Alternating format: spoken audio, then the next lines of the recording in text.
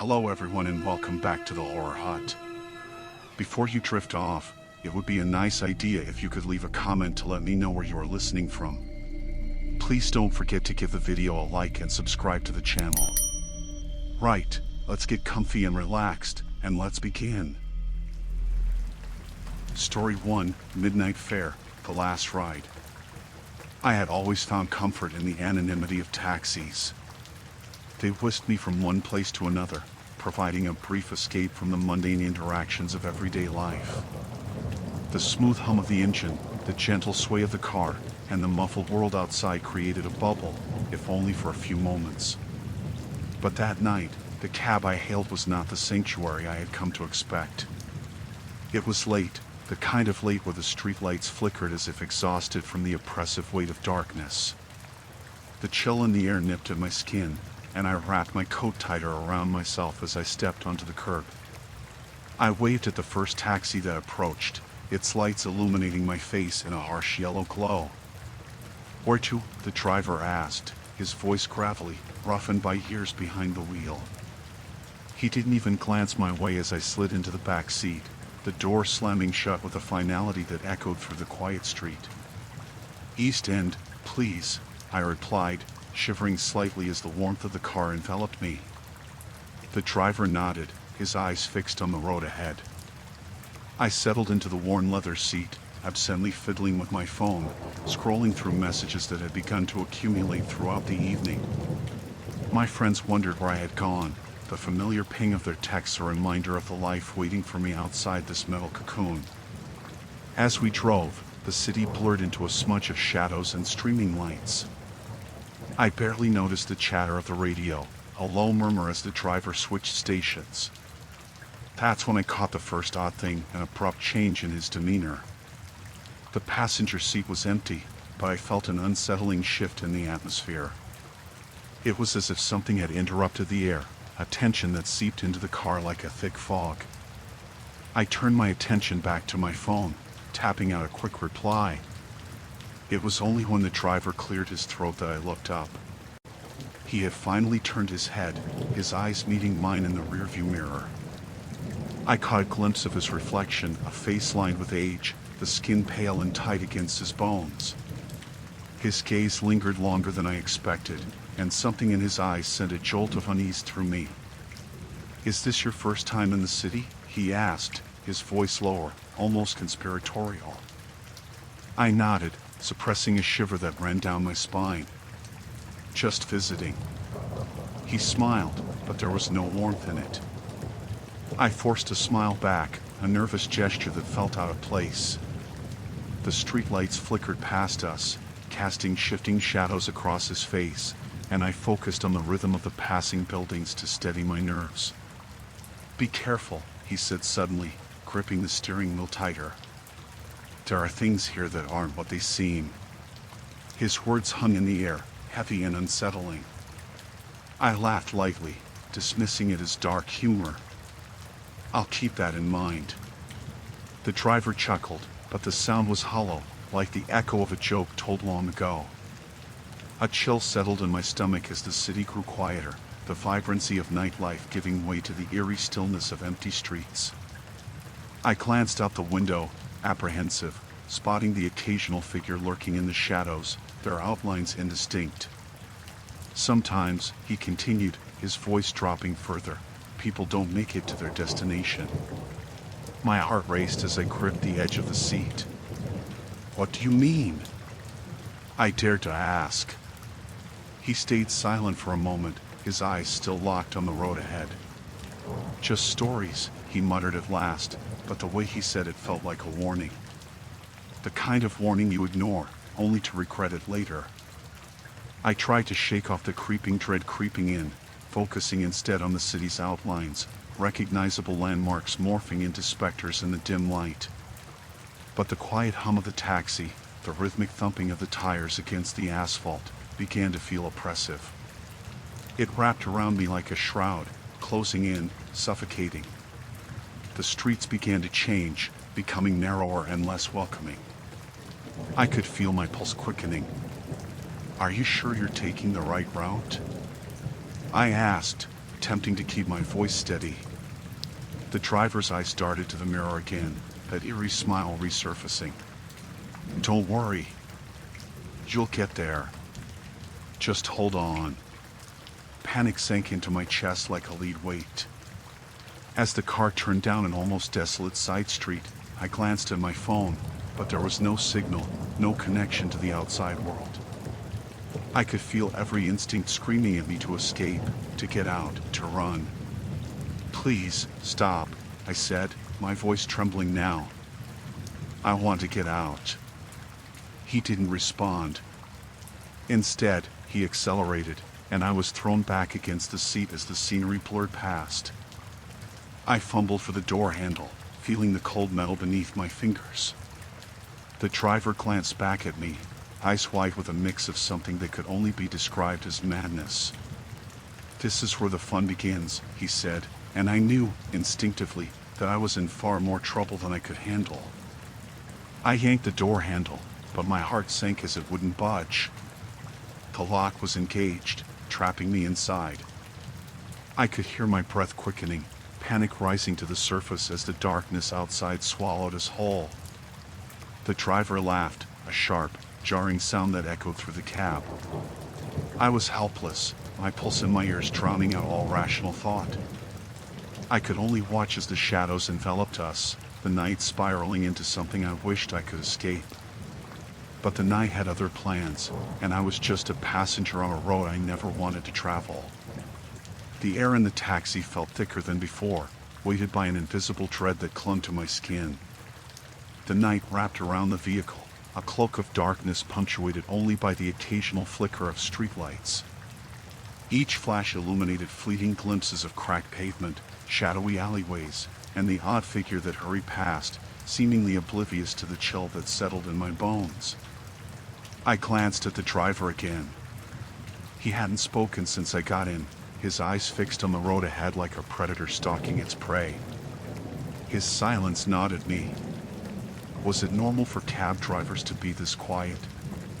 I tried to recall the last time someone asked me where I was headed with anything more than a mechanical politeness. The thought sent an uneasy shiver down my spine. "Could you turn on the radio?" I asked, trying to fill the oppressive quiet. My voice sounded out of place in the cramped space. He didn't respond. Instead, he gripped the wheel tighter, his knuckles turning white under the dim overhead light. I peered at him through the rearview mirror. He was older, with a scruffy beard and deep, shadowed eyes that seemed to eye a world of secrets. Something about his gaze unsettled me, like he was assessing my every move. I shifted in my seat, uneasy and frustrated. "Hey," I said, trying again. "Where are you taking me?" He finally turned his head slightly, just enough for me to see the corners of his mouth twitch, as if mocking my inquiry. "You wanted to go home," he replied, his voice gravelly and low, like he hadn't spoken in days. "I know, but can you take a different route?" "I don't want to sit in traffic." I was anxious to get home. The last thing I needed was to be stuck in a car with a stranger who seemed content to remain silent. He let out a small, humorless chuckle. "Traffic isn't the problem, lady." His words sent a ripple of unease through me. I scanned the streets outside. They were eerily quiet, as if the world had conspired to leave me in the company of this man. The city was typically alive at night, filled with laughter and music, the hum of life that reassured me I wasn't alone. But tonight was different. Those sounds were replaced by an oppressive silence. "Where are we?" I asked, my voice tinged with a tremor I couldn't suppress. "Just passing through," he answered, his gaze still fixed ahead. "You should keep your eyes on the road." The streetlights cast a flickering glow through the window, and I could barely make out the landscape flashing by. Dilapidated buildings loomed like sentinels, their cracked facades glistening under the weak light. Each passing block felt more desolate than the last, and I felt a creeping realization that we weren't headed towards my neighborhood anymore. "Could you just drop me off here?" I blurted out, trying to sound more assertive than I felt. I can walk the rest of the way. He didn't even glance back.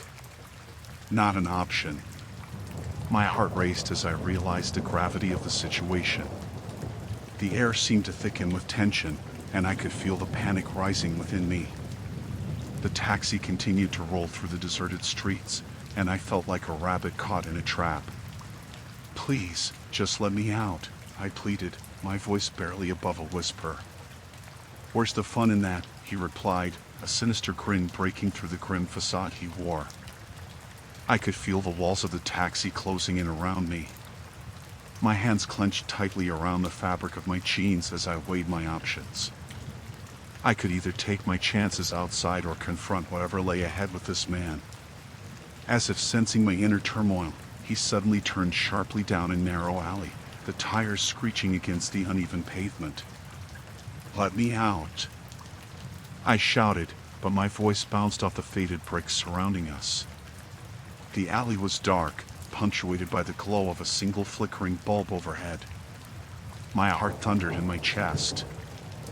I fumbled for my phone, but it slipped from my shaking hands, bouncing off the seat before landing on the floor. The driver's laughter echoed in the small space, a hollow sound that set my teeth on edge. "You think you can just leave?" The alley narrowed further, the towering buildings closing in around us like a trap.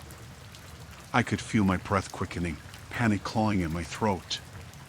"Please," I begged, desperation seeping into my voice. "I just want to go home." He ignored me, humming a tune under his breath that felt wrong in the context of the moment. I tried to remember the last place we passed, but the buildings were now indistinguishable shadowy figures looming above me. Suddenly, the taxi lurched to a halt. My heart stopped. The driver turned slowly in his seat, his face now a mask of something dark and twisted. "You wanted to know where we were," he said softly, his breath heavy with something I couldn't quite place. "Welcome to your new reality." I could taste the bile rising in my throat. I needed to act.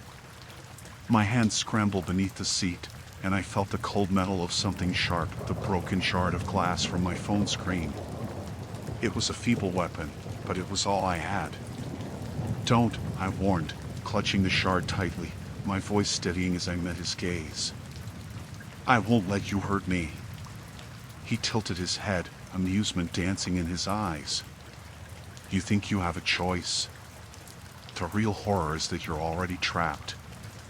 As he reached for the door handle, I made my decision. The darkness outside loomed like a beast, ready to swallow me whole. But this was my only chance.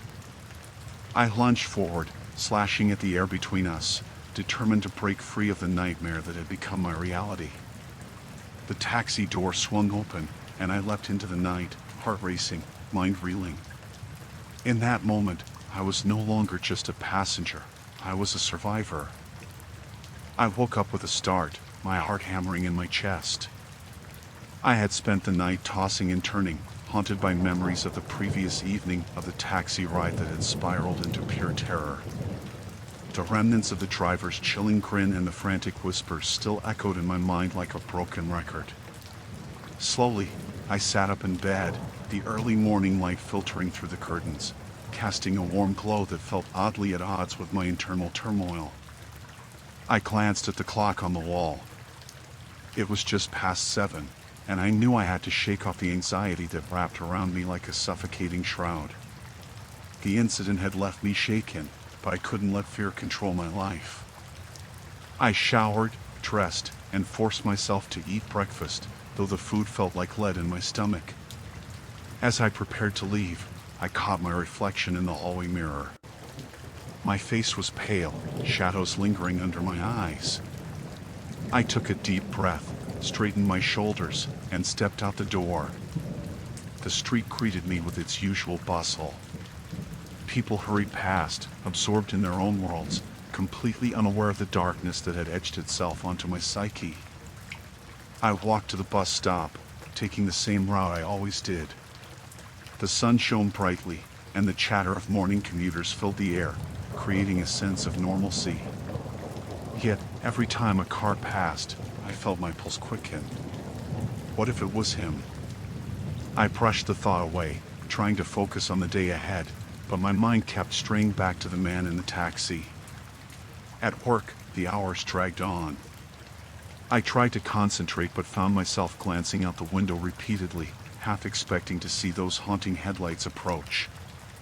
My colleagues noticed my distraction, casting concerned glances my way, but I brushed off their inquiries with half-hearted smiles and non-committal responses. By the time I finished my shift, it was nearly dark. The neon lights flickered to life, casting strange shadows on the pavement. I wanted to call a friend for a ride, but no one was available. I didn't want to wait for the bus either, feeling the weight of anxiety settle over me once again. Instead, I decided to take a taxi. I approached the nearest cab, my heart racing as I opened the door.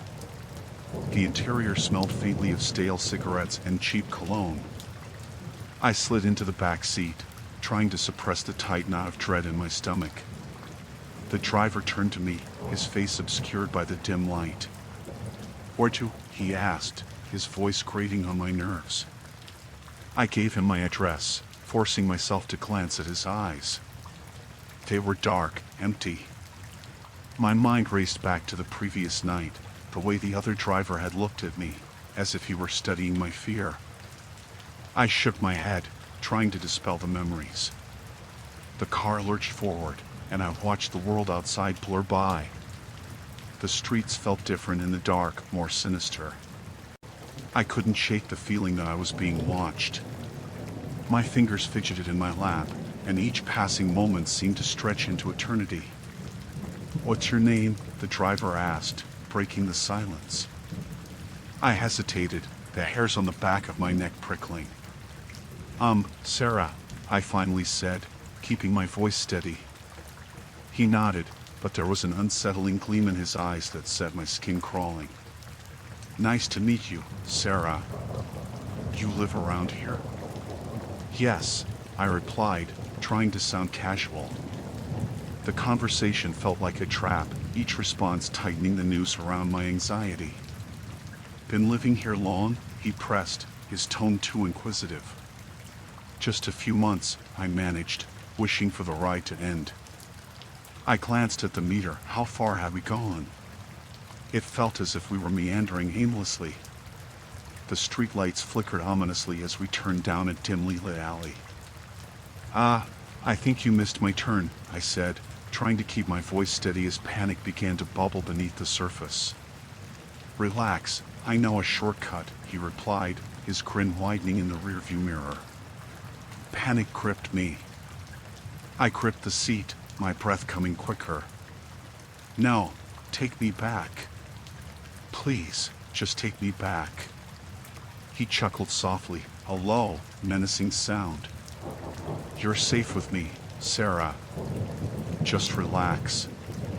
The alley closed in around us, shadows stretching like dark fingers toward the cab. I pulled out my phone, ready to dial for help, but there was no signal.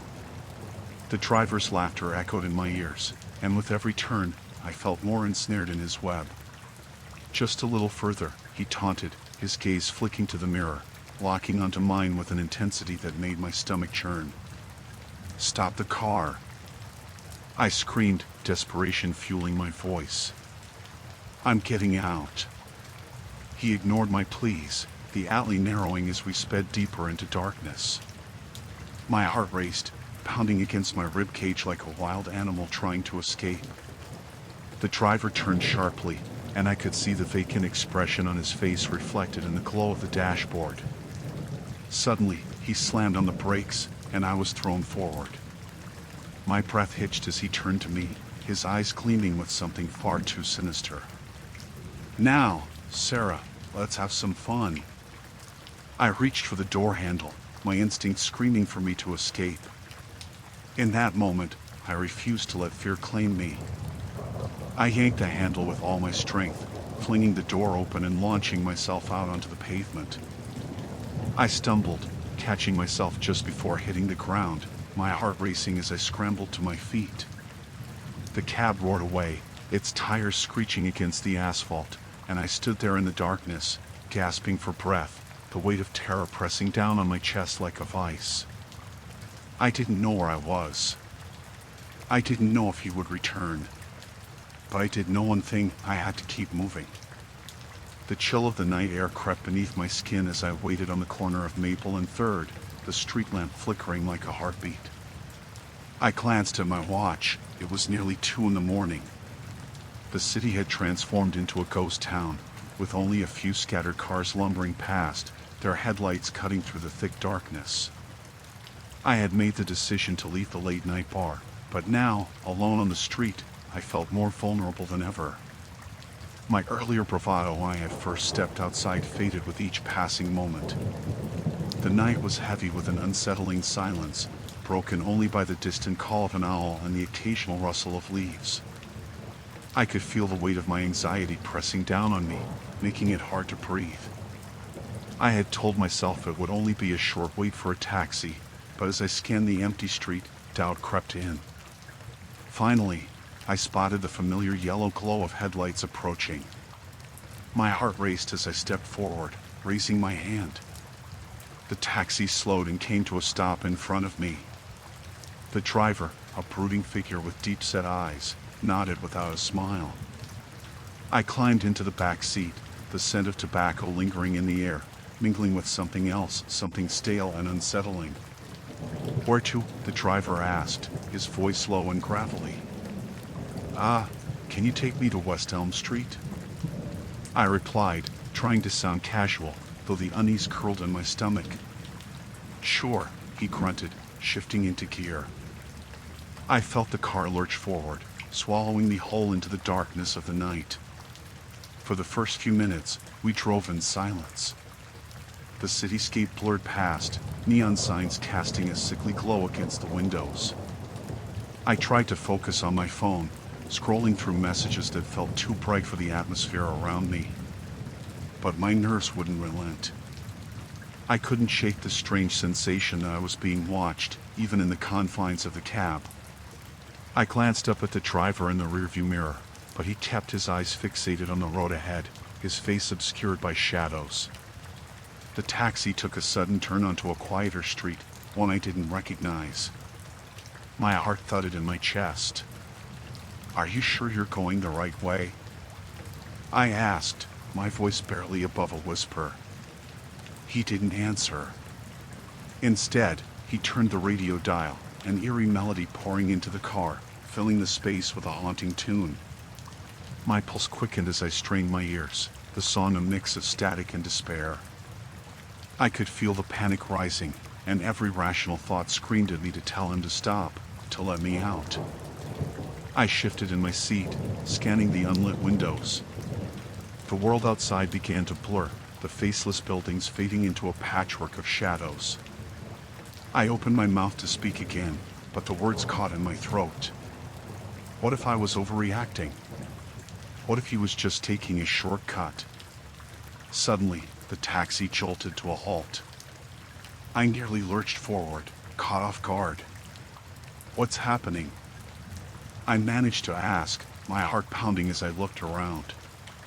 We were on a deserted road, flanked by trees, the darkness wrapping around us like a suffocating blanket. The driver turned to face me, and the fear solidified in my chest. His eyes were hollow, devoid of emotion, and his lips curled into a twisted grin that sent a shiver down my spine. "You wanted a ride, didn't you?" he said, his voice dripping with a mockery that made the hairs on my neck stand up. "Let me out," I demanded, my voice trembling. "Not yet," he replied, and with that, he shifted the car into reverse, turning sharply down a path that seemed to vanish into the woods. I screamed, my mind racing through the possibilities. I didn't want to think about what could happen next. I fumbled for the door handle, but it was locked. Panic clawed at my chest, and I beat my fists against the seat. "Please, just let me out." He chuckled, a low, guttural sound that made my skin crawl. "You're not going anywhere yet. I have a special destination in mind." My instinct screamed at me to do something, anything, to escape. As we careened deeper into the forest, I glanced at the glove compartment. It was slightly ajar, a glimmer of metal catching my eye. The driver didn't seem to be watching, too wrapped up in his twisted glee. With a surge of adrenaline, I reached forward, fingers trembling as they grazed the edge of a knife. I snatched it up, gripping it tightly. "Stop the car," I demanded, my voice steadying with newfound resolve. He turned to me, surprise flashing in his eyes, but it quickly morphed into anger. "You think you can threaten me?" "I'm not afraid of you," I lied, brandishing the blade. "Let me out, or I swear I will use this." He laughed again, but it was less of a chuckle and more of a growl. "You have no idea what you're dealing with." My heart raced as he slammed on the brakes, the car screeching to a halt. With a deep breath, I threw open the door and bolted into the night. The cold air hit me like a wave as I stumbled out onto the dirt path, adrenaline coursing through my veins. I didn't look back. I ran. The darkness swallowed me as I sprinted into the trees, branches clawing at my skin, the sound of the taxi's engine roaring behind me. I could hear him cursing, the gravel crunching under his tires as he began to follow. With each heartbeat, the night pressed in closer, the shadows creeping around me like a predator. It would only be a matter of time before he caught up to me, but I couldn't give in to fear. I had to survive this. The knife felt heavy in my hand, a lifeline against the encroaching horror. In the depths of the forest, I was lost, but I refused to let the darkness swallow me whole. I was still trembling hours after my encounter with the taxi driver, even though I sat in my living room, cocooned in the thin warmth of the night. The muted hum of the city outside my window felt distant, as if reality had stretched into something surreal. I kept replaying the scene in my mind, trying to make sense of it. I had always taken taxis. They were a necessary convenience, a feature of urban life. But now they had transformed into vessels of dread, a lingering threat that crawled under my skin. The yellow cab had pulled up to my destination, the same eatery I frequented, its headlights casting ominous shadows across the sidewalk. I turned to thank the driver, but he had already locked his gaze onto me, his eyes piercing and hollow. There was a hunger lurking behind them, a predatory gleam that made my skin prickle. I quickly fumbled for my wallet, tossing him the fare without looking back, the chill of his stare clinging to my mind like a bad dream. I had brushed it off initially, the late night hour and the unfamiliarity of the driver playing tricks on my imagination. But as I sat on my couch, the darkness pressed in around me, the fleeting feeling of safety I had hoped to find in my home began to evaporate. I reached for my phone, its light a brief reprieve against the encroaching shadows, but the screen showed nothing but notifications from social media and missed calls from friends who had likely grown tired of my excuses. The memories of the taxi ride flooded back unbidden. The cab, too quiet except for the engine's rumble, the man's unnaturally still demeanor. I recalled the way he had turned his head slightly, eyes narrowing in contemplation whenever I shifted in my seat. The unnerving silence hung thick between us, broken only by the sound of the tires crunching over the gravel as we drove through unlit streets. I could still feel the sweat pooling at the small of my back, despite the cold air that seeped in through the cracked window. Then came the moment that would forever etch itself into my memory. As I had pointed out a shortcut, he had nodded slowly, but I could sense something lurking in his unyielding expression. That was when I noticed a strange turn of the road. We traveled farther from where I wanted to go, deeper into unfamiliar territory. I felt a hard knot tighten in my stomach. "This isn't right," I had muttered, my voice barely a whisper against the weight of anxiety. The driver had laughed, low and menacing, his eyes flickering up to meet mine in the rearview mirror. "Don't worry, I know the best spots," he had said, a grin stretching across his face that sent a rush of ice through my veins. In that moment, I knew I had crossed some unmarked threshold into a darker realm of existence, one I had never asked to enter. I recalled my frantic attempts to redirect him, my hands shaking as I punched my destination into my phone's GPS. But as it blinked on the screen, illuminating my panic, the driver had merely smiled, an unreadable mask of amusement plastered across his face. "You wouldn't want to spoil the fun, now would you?" I had grasped at a sense of bravery, my voice rising as I demanded to stop, but the laughter that erupted from him was a stark reminder of my vulnerability. "Let me out," I shouted, my pulse racing. But he only rolled down the window, the wind rushing through the cab with a howl that seemed to echo my terror. I had pressed against the door, desperate, adrenaline flooding my veins, and in that moment, I had truly understood the horror of my situation. A sudden lurch of the cab as he took a sharp turn had sent me flying against the door, and I knew then that I was trapped. The winding roads became an endless snarl of darkened trees and shadows, leading us away from the city lights. My heart pounded in my chest, a frantic rhythm that thudded louder than the engine. But worse than the fear was the realization of his indifference. He was enjoying it. I could see it in the way he drove, how he would glance at me with a twisted smirk. He thrived on the tension, on the desperation radiating from me. In that moment of pure dread, I understood I was not just a passenger in his cab, I was prey. With one last desperate surge of courage, I had reached for the door handle, praying to God it wasn't locked. I yanked it open just as we rolled to a stop, the night air thrusting itself into the cab, but it had been too late. The driver had grabbed my arm, pulling me back inside with a strength I hadn't anticipated. Panic shot through me. I screamed for help, though I knew there was no one around to hear. The struggle had felt like an eternity, my mind racing to find a way out.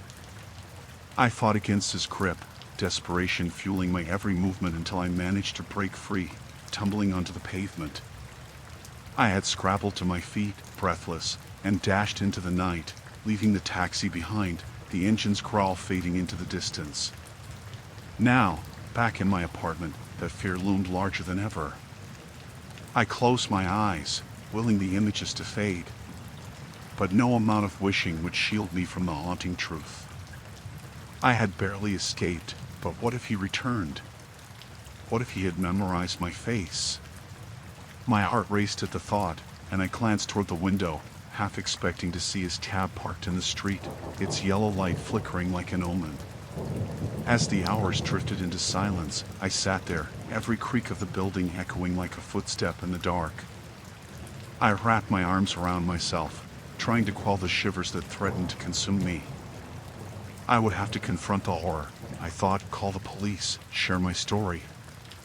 But the dread of returning to that world, of stepping outside into the night, twisted in my gut like a serpent coiled in anticipation. The night stretched on, the city outside morphing into something monstrous, and I realized one undeniable truth: I could not hide forever. The taxi driver was out there, and he had taken something from me, a fleeting moment of safety that now felt like a distant dream. Story 2, Echoes of the Vanished. The sun dipped below the horizon, casting the small town of Elder Grove in a muted palette of grays and blues. I had lived here my entire life, and though I cherished the familiar sights and sounds, there was a weight in the air that day, a strange tension that made the hairs on the back of my neck rise. It was a Tuesday, and the kind of evening that brought with it the promise of autumn. Leaves crunched beneath my feet as I walked home from the grocery store, the faint scent of earth and decay hanging around me. I turned onto Maple Street, the setting sun backing between the trees lining the road, and spotted Mrs. Hargrove's porch light flickering.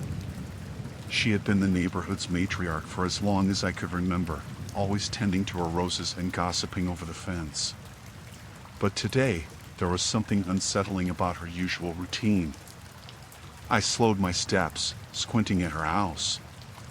The light flickered again, and my stomach churned slightly. I made a mental note to check on her before heading inside. The neighborhood had already been unsettled enough by the disappearance of Jake Miller, the local high school football star. 3 weeks had passed since he vanished during a late-night run, and the police were still combing through the area, but none of us were convinced we would find him.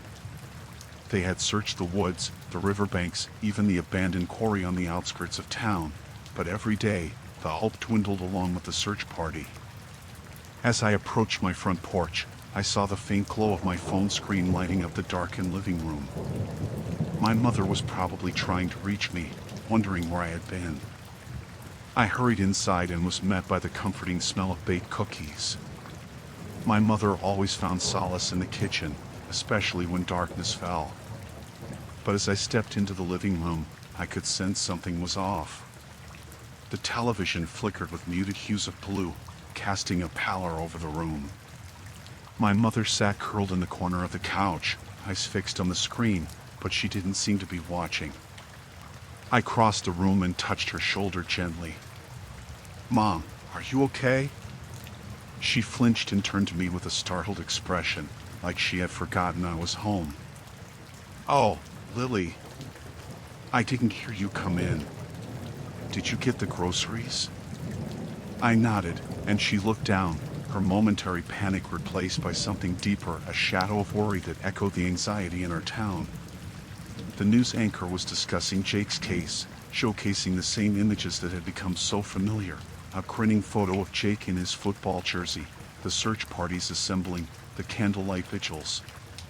A knot tightened in my chest, a mix of dread and sadness. "Have they found anything new?" I asked, though I already knew the answer. She shook her head slowly, her eyes welling with tears. "They don't think he's coming back, Lily. Not after this long." I swallowed hard, forcing back the emotions that threatened to spill over. "We have to believe he's still out there. They'll find him." My mother smiled weakly, but the corners of her mouth didn't reach her eyes. She turned her attention back to the television, and my heart sank. I knew she had lost hope, and it scared me more than I could explain. The night crept on, a thick blanket of silence settling over our home. I retreated to my room, the walls adorned with posters of bands I loved, the comfort of familiarity surrounding me. But sleep didn't come easily. I lay there, wide awake, staring at the ceiling, my mind spinning. The sound of a rustling branch outside my window sent a chill down my spine. I sat up, squinting into the dim light filtering through the curtains. My heart raced, and I convinced myself it was just the wind. I forced my eyes shut, willing myself to relax, but the image of Jake's bright smile haunted me. At some point during the night, I must have drifted into a restless sleep because I woke to the sound of a scream shattering the stillness of the night. Sitting upright in bed, my pulse pounded in my ears. Another scream echoed, shrill and desperate, pulling me from my cocoon of disbelief. It came from the street outside, and my heart dropped as I jumped out of bed. Barefoot, I rushed to the window, throwing it open. I saw a figure standing near a lamppost, illuminated by its pale glow. It was a woman, her face twisted in terror, her eyes darting frantically. I leaned out, desperate to catch her words, but they got lost in the wind, swallowed by the night. "What's wrong?" I yelled, panic surging through me. She looked up, seemingly startled by my voice. "He's out there. He's back." Before I could process her words, she turned and fled down the street, her figure swallowed by the darkness. I felt a surge of adrenaline. Who was she? What did she mean by he's back? I grabbed my jacket and rushed outside, the cool night air biting against my skin. As I stepped off the porch, I noticed the street was empty, a chilling void where the woman had disappeared. I hesitated, uncertainty flooding my mind. Had I misheard? Was this a prank, some cruel joke? But deep down, dread wrapped its fingers around my heart. I took a hesitant step forward, glancing back at my house, half tempted to retreat. But something pulled me into the night, compounding the unease that had settled in the pit of my stomach. I had to know what she meant. I moved cautiously, the world around me cloaked in darkness. As I ventured deeper into the night, each rustle of leaves and distant creaks seemed to amplify the fear that had taken root in me. I couldn't shake the feeling that I was stepping into something much larger than myself, a darkness that wasn't just a product of the shadows but something more tangible, more threatening. And when I reached the end of Maple Street, staring into the black maw of the woods, I realized I might have just opened a door I could never close. The morning sun struggled to pierce the thick fog that hung over our small town like a shroud. I sat at the kitchen table, my coffee cooling beside me, forgotten. The newspaper lay open to the front page, its stark black letters screaming the headline that had haunted me for days: local girl missing for 2 weeks. I couldn't shake the feeling that something vile was lurking beneath our quiet surface, something that thrived on the fear and sorrow woven into our community. Lila Matthews, just 17, had vanished from her own backyard while playing with her younger brother. They had been out on a sunny afternoon, but when their mother called them in for dinner, only the boy returned, wide-eyed and trembling, unable to explain what had happened. Her parents had looked for her for hours, desperation swelling in their hearts while the sun dipped below the horizon, cloaking the world in darkness. A search party had been formed, and still, no trace of Lila was found. It was as if the earth had swallowed her whole. That evening, an uneasy silence hung in the air. I could hear the whispers of the neighbors as they gathered in hushed tones, their glances darting toward the Matthews house. I didn't blame them. I was just as intrigued and terrified as the rest of them. I had only spoken to Lila a handful of times, but she had a brightness about her that had always drawn people in. The thought of her being gone, snatched away without a trace, twisted something inside me. I resolved to help, though I wasn't sure what that meant. My feet carried me toward the Matthews home, propelled by a sense of duty and the nagging feeling of being unable to stay uninvolved. I knocked on the door, and Mrs. Matthews opened it a crack, her eyes red-rimmed, the skin beneath them sagging from sleepless nights.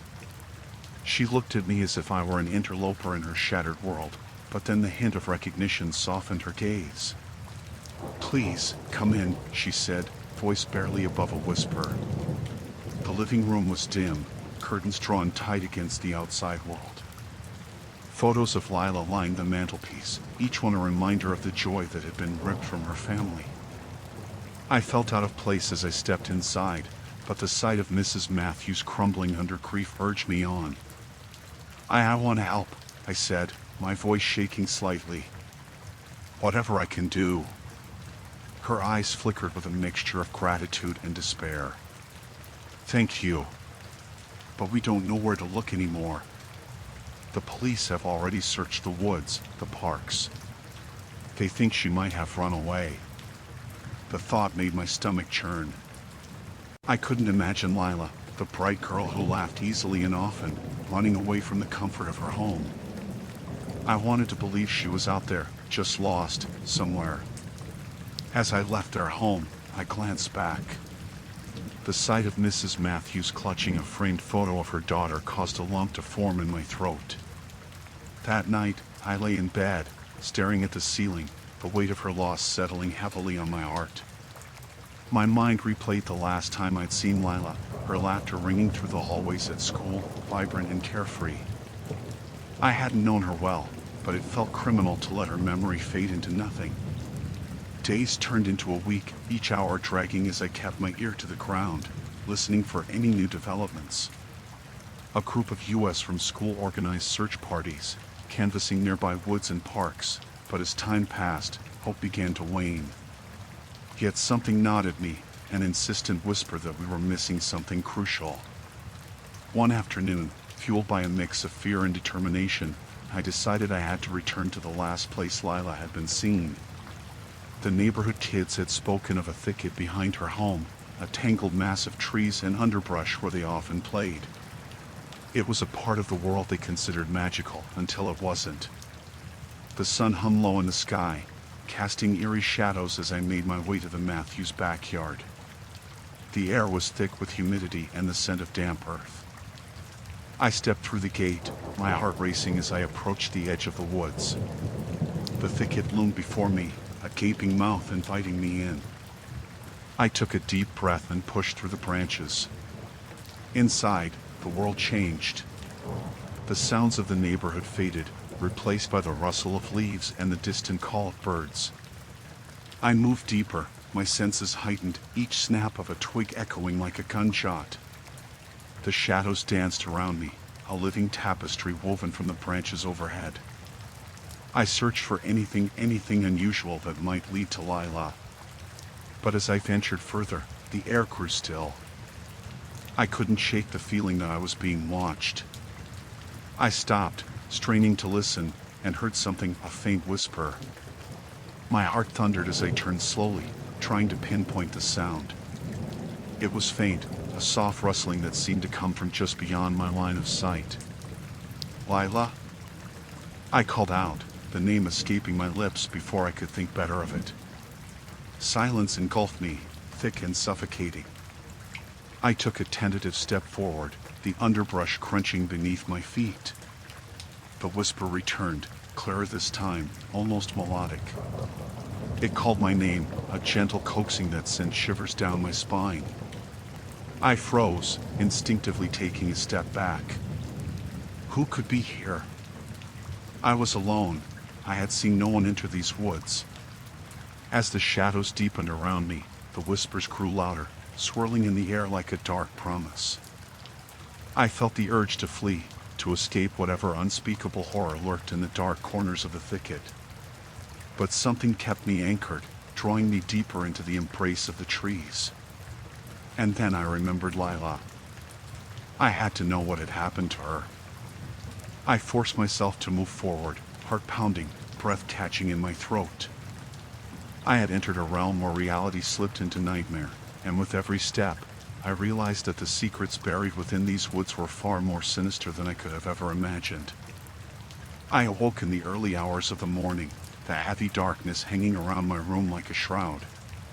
The moonlight seeped through the thin curtains, casting eerie shadows that flickered as the trees outside rustled in the wind. I felt the weight of the previous day pressing down on me, the disorienting fear of Becca's disappearance still clawing at my mind. Each hour that passed seemed to stretch into an eternity, and sleep had become an elusive comfort. The smell of stale coffee lingered in the air, reminding me of the countless cups I had gulped down while trying to scour through the news articles about Becca. I pulled myself from the bed, feeling as if the very floor beneath me vibrated with an unsettling energy. I stretched and padded over to the window, peering out into the street that appeared empty and lifeless. It was as if the world knew something dreadful had transpired and had conspired to silence everything around me. After a quick shower, I dressed and tried to collect my thoughts. With each passing day, the dread of not finding Becca gnawed at me. I had already contacted the police, but their responses felt hollow, like echoes in an empty cave. They assured me they were doing everything they could, but my nagging gut told me that they were overwhelmed. I couldn't just sit around waiting, hoping for someone else to take action. I had to find her. I grabbed my phone and checked for any updates. Nothing. Just the same barrage of notifications from well-meaning friends asking if I had heard anything. I wanted to scream at them, to tell them that not hearing anything was worse than any news they could deliver. Instead, I shut off my phone and shoved it into my pocket. There was no point in wallowing in despair over things I couldn't control. I stepped outside, the crisp air biting at my skin. The sun was just beginning to rise, casting a warm glow over the neighborhood, a stark contrast to the turmoil swirling in my mind. I decided to revisit the last places Becca had been seen. The park, the coffee shop, her apartment, her ghost seemed to linger there, tugging at my heart as if she were desperately trying to reach out to me. The park was quiet, a stark reminder of the vibrancy it usually held. Children's laughter and the sound of rustling leaves were mere memories. I felt an unsettling chill sweep through me as I walked the path, recalling the countless times Becca and I had strolled here, sharing secrets and dreams. I turned down a narrow trail that led toward the wooded area, where the trees grew thick and wild. It was a part of the park we seldom visited, a place that felt almost forgotten. As I ventured deeper, the sounds of civilization faded, replaced by the whispering winds and the occasional call of a distant bird. I felt uneasy, as if I were being watched. I shook off the sensation and pressed on, desperate for any clue that might lead me closer to her. The underbrush rustled under my feet, and I paused, scanning the trees. Was that a figure gliding between the trunks? My heart raced, adrenaline pumping through my veins. I took a cautious step forward, squinting into the gloom. Nothing. Just shadows and silence. I cursed under my breath for letting my imagination run wild, but the unease lingered. There was something about this place that felt off. I continued on, my breaths coming in sharp bursts, when I stumbled upon a clearing. At its center rested an old wooden bench, weathered and cracked. I approached it, noting the remnants of what looked like a hastily discarded backpack on the ground near the bench. My heart sank. It was Becca's backpack. I recognized the vibrant floral pattern immediately. Kneeling beside it, I felt a rush of nausea. I rifled through its contents, her journal, a scrunched-up snack wrapper, and her favorite pen. I swallowed hard, trying to steady my breathing. What was it doing here? Memories flooded back. Becca had loved this place. Had she come here alone, or had someone else been with her? Suddenly, a sound broke the stillness, a faint rustling behind me. I spun around, a cold sweat forming on my skin, but there was nothing. Just the trees standing stark and silent as if they were witnesses to a crime. My instinct screamed at me to leave, but I needed answers.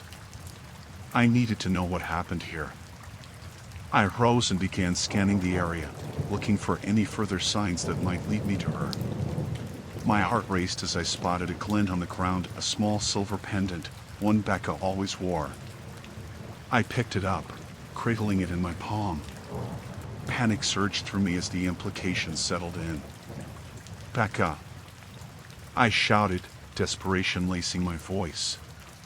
Where are you? Silence answered me, stretching out into infinity. I dropped to my knees, the weight of despair crashing over me. I couldn't shake the feeling that I was intruding on something I couldn't understand. The air felt heavy, suffocating, and I realized I was no longer alone. A figure emerged from the tree line, and every instinct in my body screamed to run. But I stood frozen, heart pounding against my ribs as the figure stepped into the clearing. It was a woman, her face obscured by shadows. She looked at me, and for a moment, I saw something in her eyes, a flicker of recognition, or perhaps recognition of the horror that lay between us. I opened my mouth to speak, but no words came. The woods grew denser around us, and I couldn't shake the thought that whatever darkness had taken Becca was now standing before me. And with every passing moment, I felt the chill of its fingers curling around my throat. The morning light crept through the gaps in the drawn curtains, casting thin bars of brightness across the floorboards. I lay on the couch, a flimsy blanket pulled up to my chin, but it did little to ward off the chill that gripped my bones. My phone buzzed intermittently on the coffee table, a relentless reminder of the world outside this crumbling sanctuary. I ignored it, my mind still tangled in the shadows of last night's discoveries. After Maeve's disappearance, a thick fog had settled over the town, a heaviness that clung to the air, making it difficult to breathe. I spent hours poring over the articles and missed calls that filled my phone. Every ding sent a fresh jolt of anxiety through me, but I resisted the urge to confront the unyielding truth that Maeve's absence had become. Instead, I let the darkness settle around me, letting it seep into my thoughts like ink in water. The phone buzzed again, and I finally relented, reaching for it with a sense of dread. A message from Brian lit up the screen. We need to talk. My stomach twisted.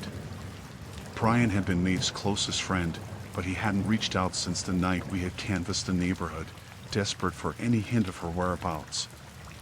Why now? I typed back a quick response, agreeing to meet at the old diner where we had shared countless milkshakes and late-night conversations. The thought of that familiar place felt like an anchor in the dark sea of uncertainty. I didn't know what I would say, but I hoped he could help piece together what had happened to Maeve.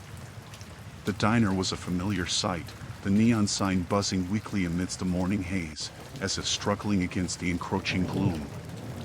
I stepped inside, the bell above the door chiming softly. The smell of burnt coffee and greasy food hit me with a wave of nostalgia, but it also brought with it a sharp pang of loss.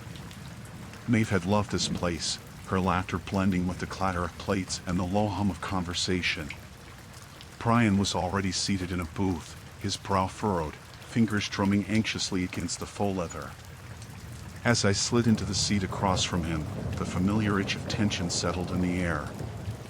He looked up, his eyes shadowed and glistening, and the weight of unspoken words hung between us.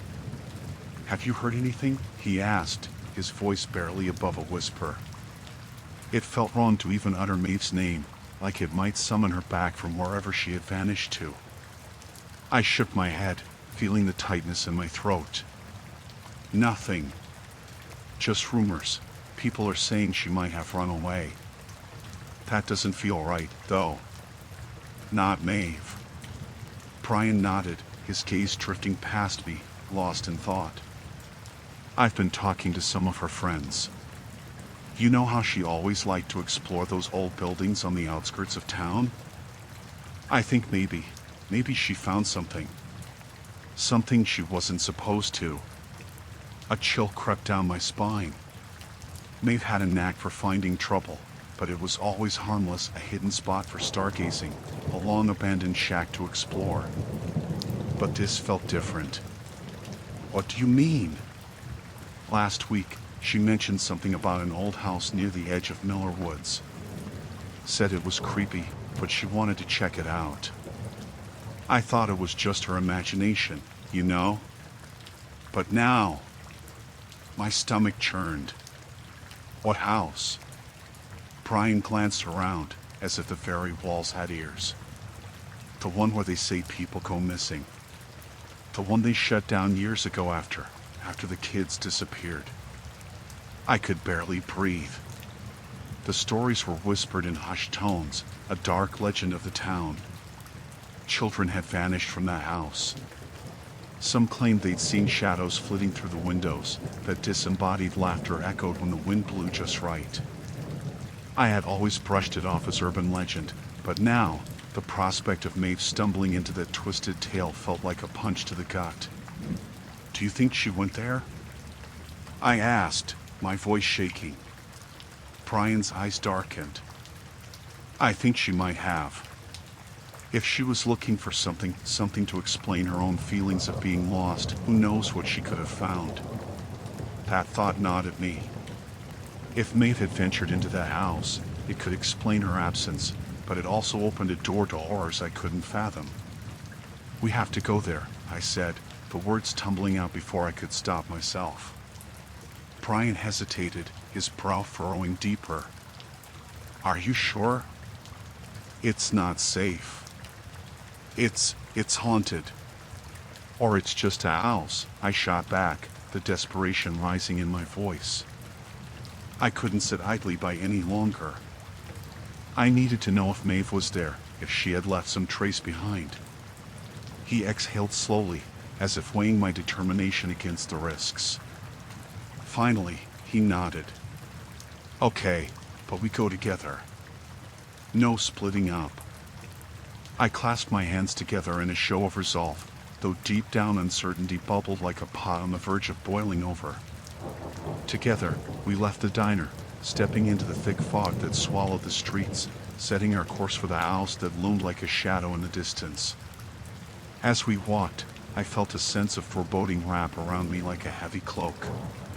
The mist twisted and turned, whispering secrets that felt too dark to understand. Whether I was searching for Maeve or something far worse, I could not tell.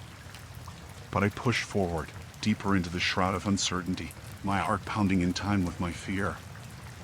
The air hung heavy around me, a dense fog of unease that settled in my chest like a stone. It had been a week since Sarah disappeared, and with each passing day, the faint glimmer of hope dimmed further. I found myself sitting at the kitchen table, staring blankly at the newspaper spread before me. The headline, "Local Girl Missing, Community Mourns," seemed to mock me. Each letter was a reminder of my powerlessness, a reminder that I hadn't done enough to protect my sister. I rubbed my temples, willing my thoughts to clear. The police had combed through our neighborhood and spoken to the few friends I had left. None of them had seen Sarah since that fateful Friday evening when she told me she was going out for a run. I had thought nothing of it at the time. She was an athlete, disciplined. It was a routine for her. But now, each memory felt like a jagged shard of glass, cutting deep into my mind. I rose unsteadily and moved to the living room, where the shadows danced as the late afternoon sun filtered through the curtains. Pictures of Sarah and me adorned every surface, trapped in moments of laughter and joy. I traced a finger over a photograph of us at the beach, the sun setting behind us, our smiles limitless. That brightness felt worlds away now. Suddenly, the doorbell rang, slicing through my reverie. I opened the door to find Officer Harris standing on the porch, his brow furrowed in concern.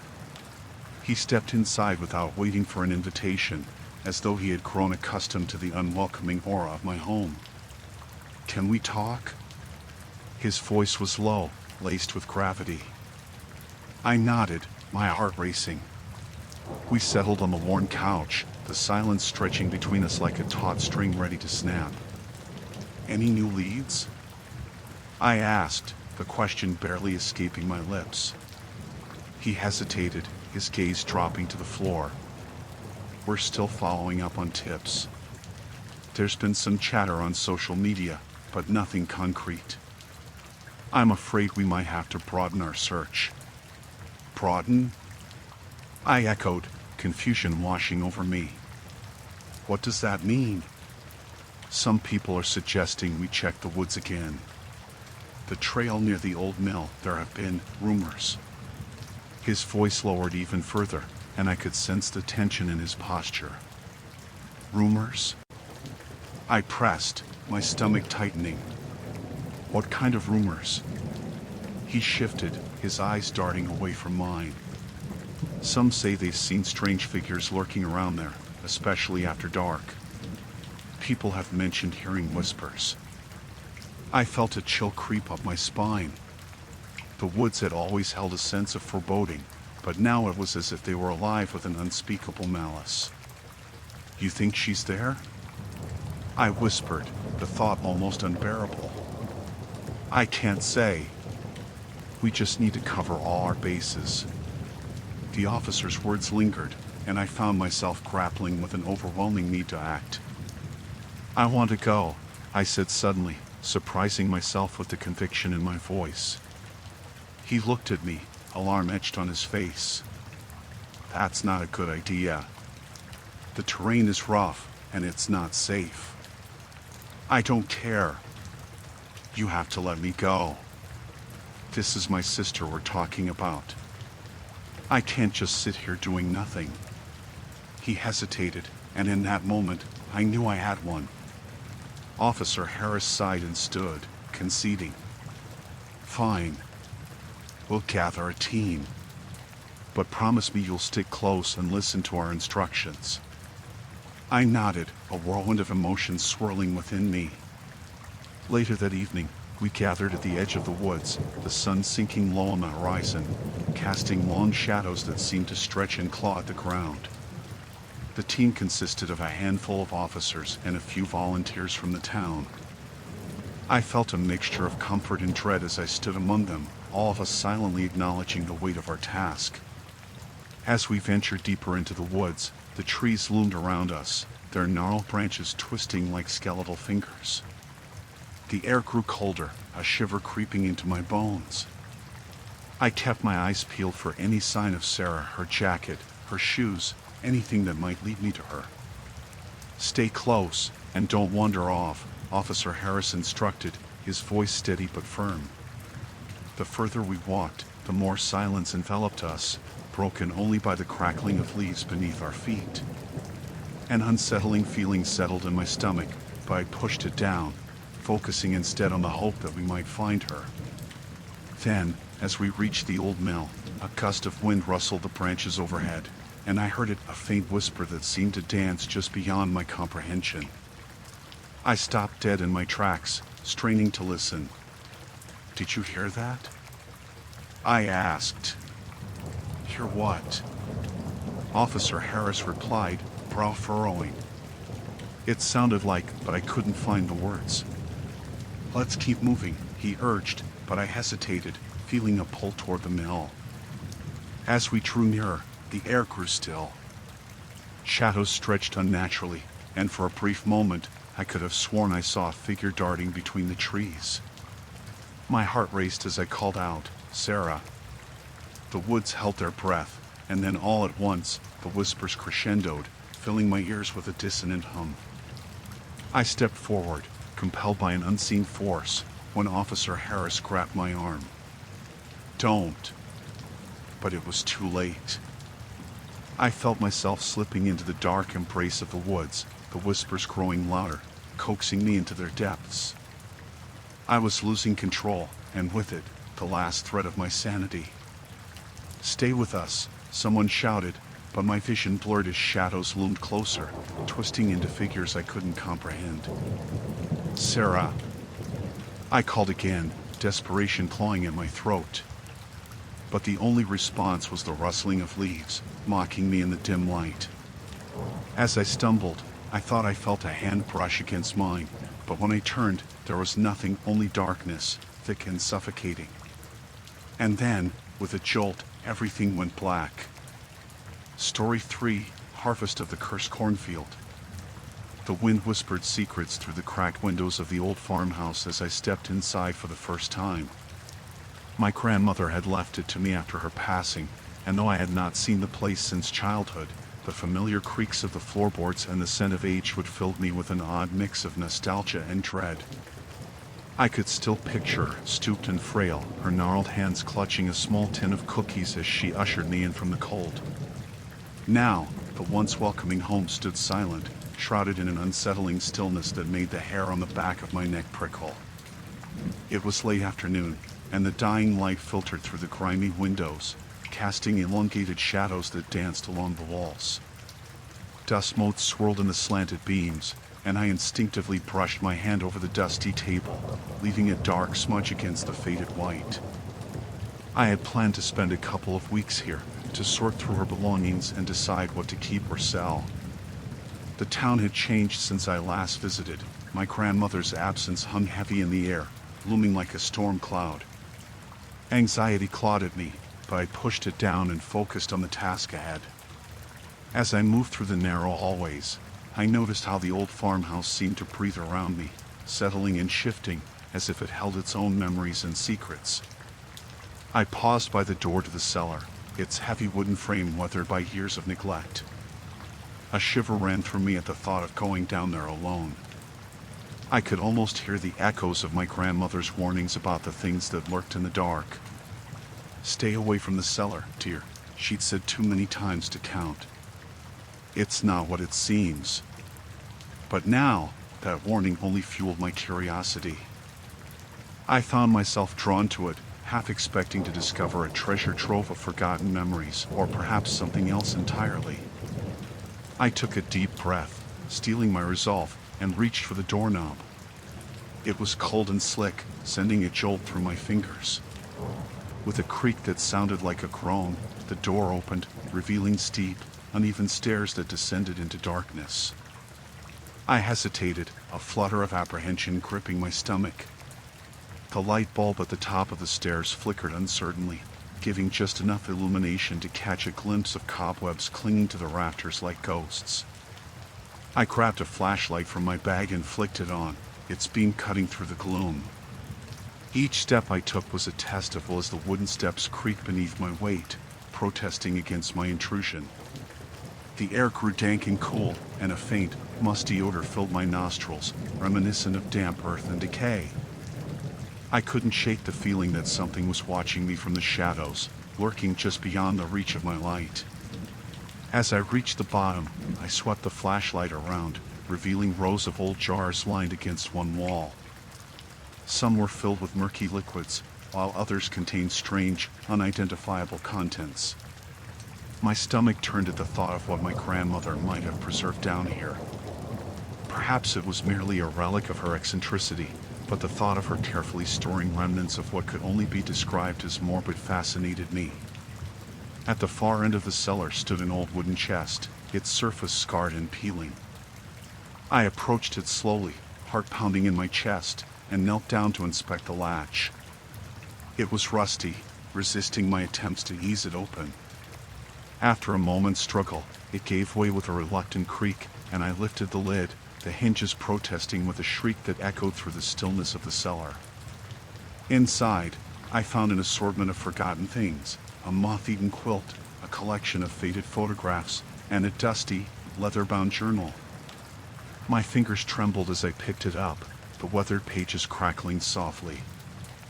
I could feel the weight of years pressing down on me as I opened it, revealing my grandmother's looping script.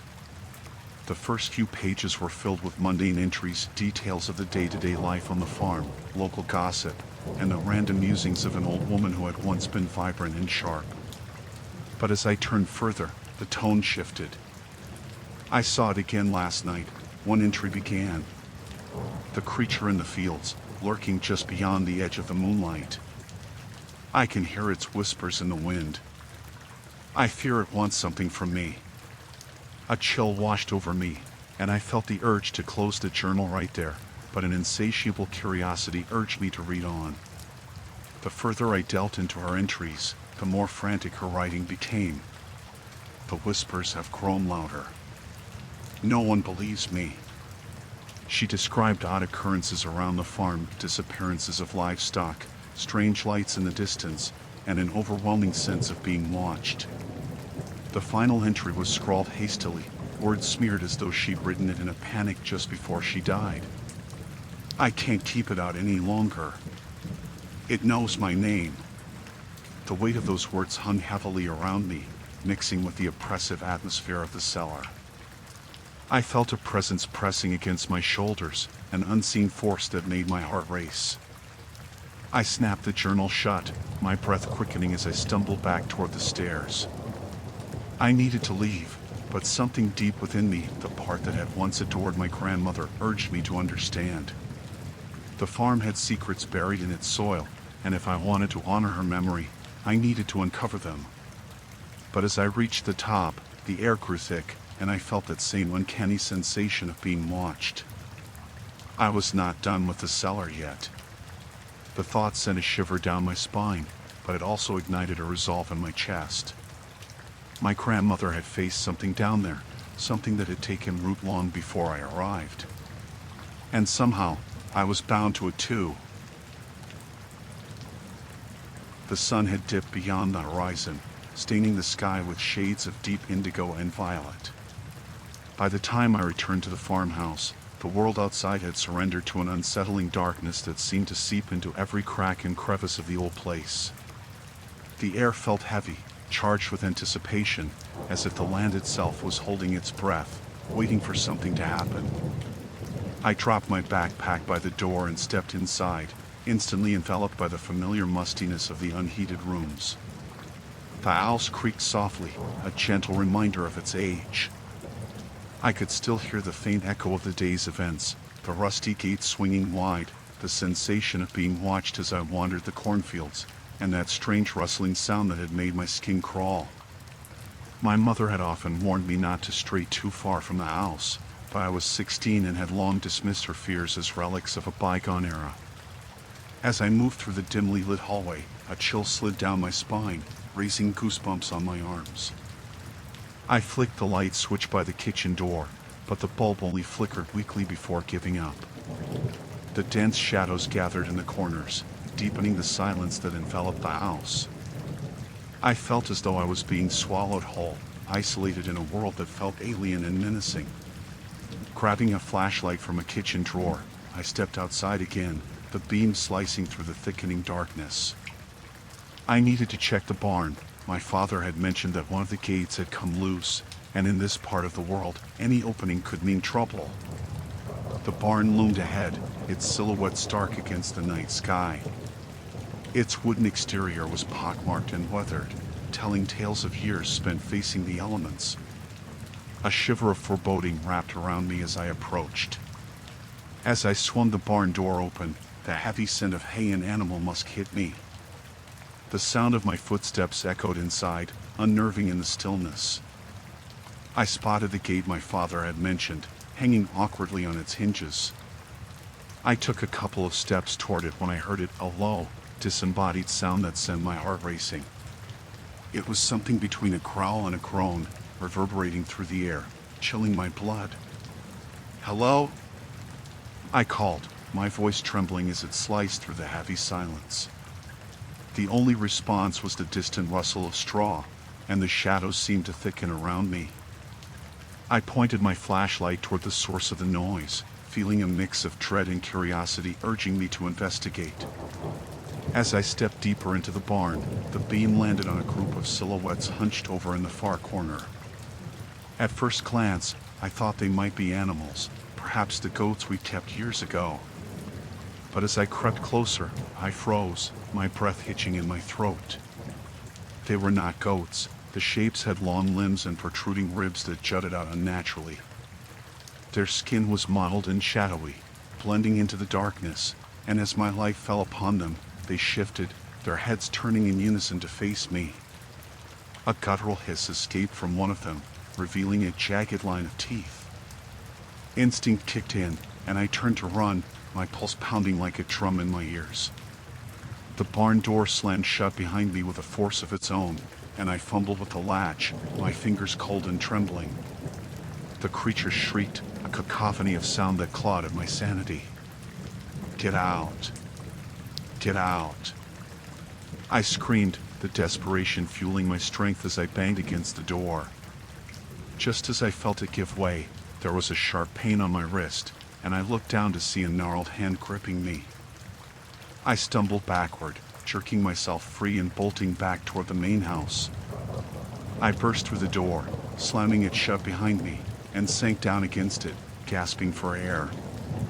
My mind raced, trying to reconcile what I had just seen. I had grown up in this house, surrounded by tales of horror and the macabre. But this was different. The stories had always felt distant, merely figments woven from the fabric of a sleepy rural town. Now, the darkness felt alive, a predator prowling at the edges of my awareness. The farmhouse creaked around me, a reminder of the unsettling quiet.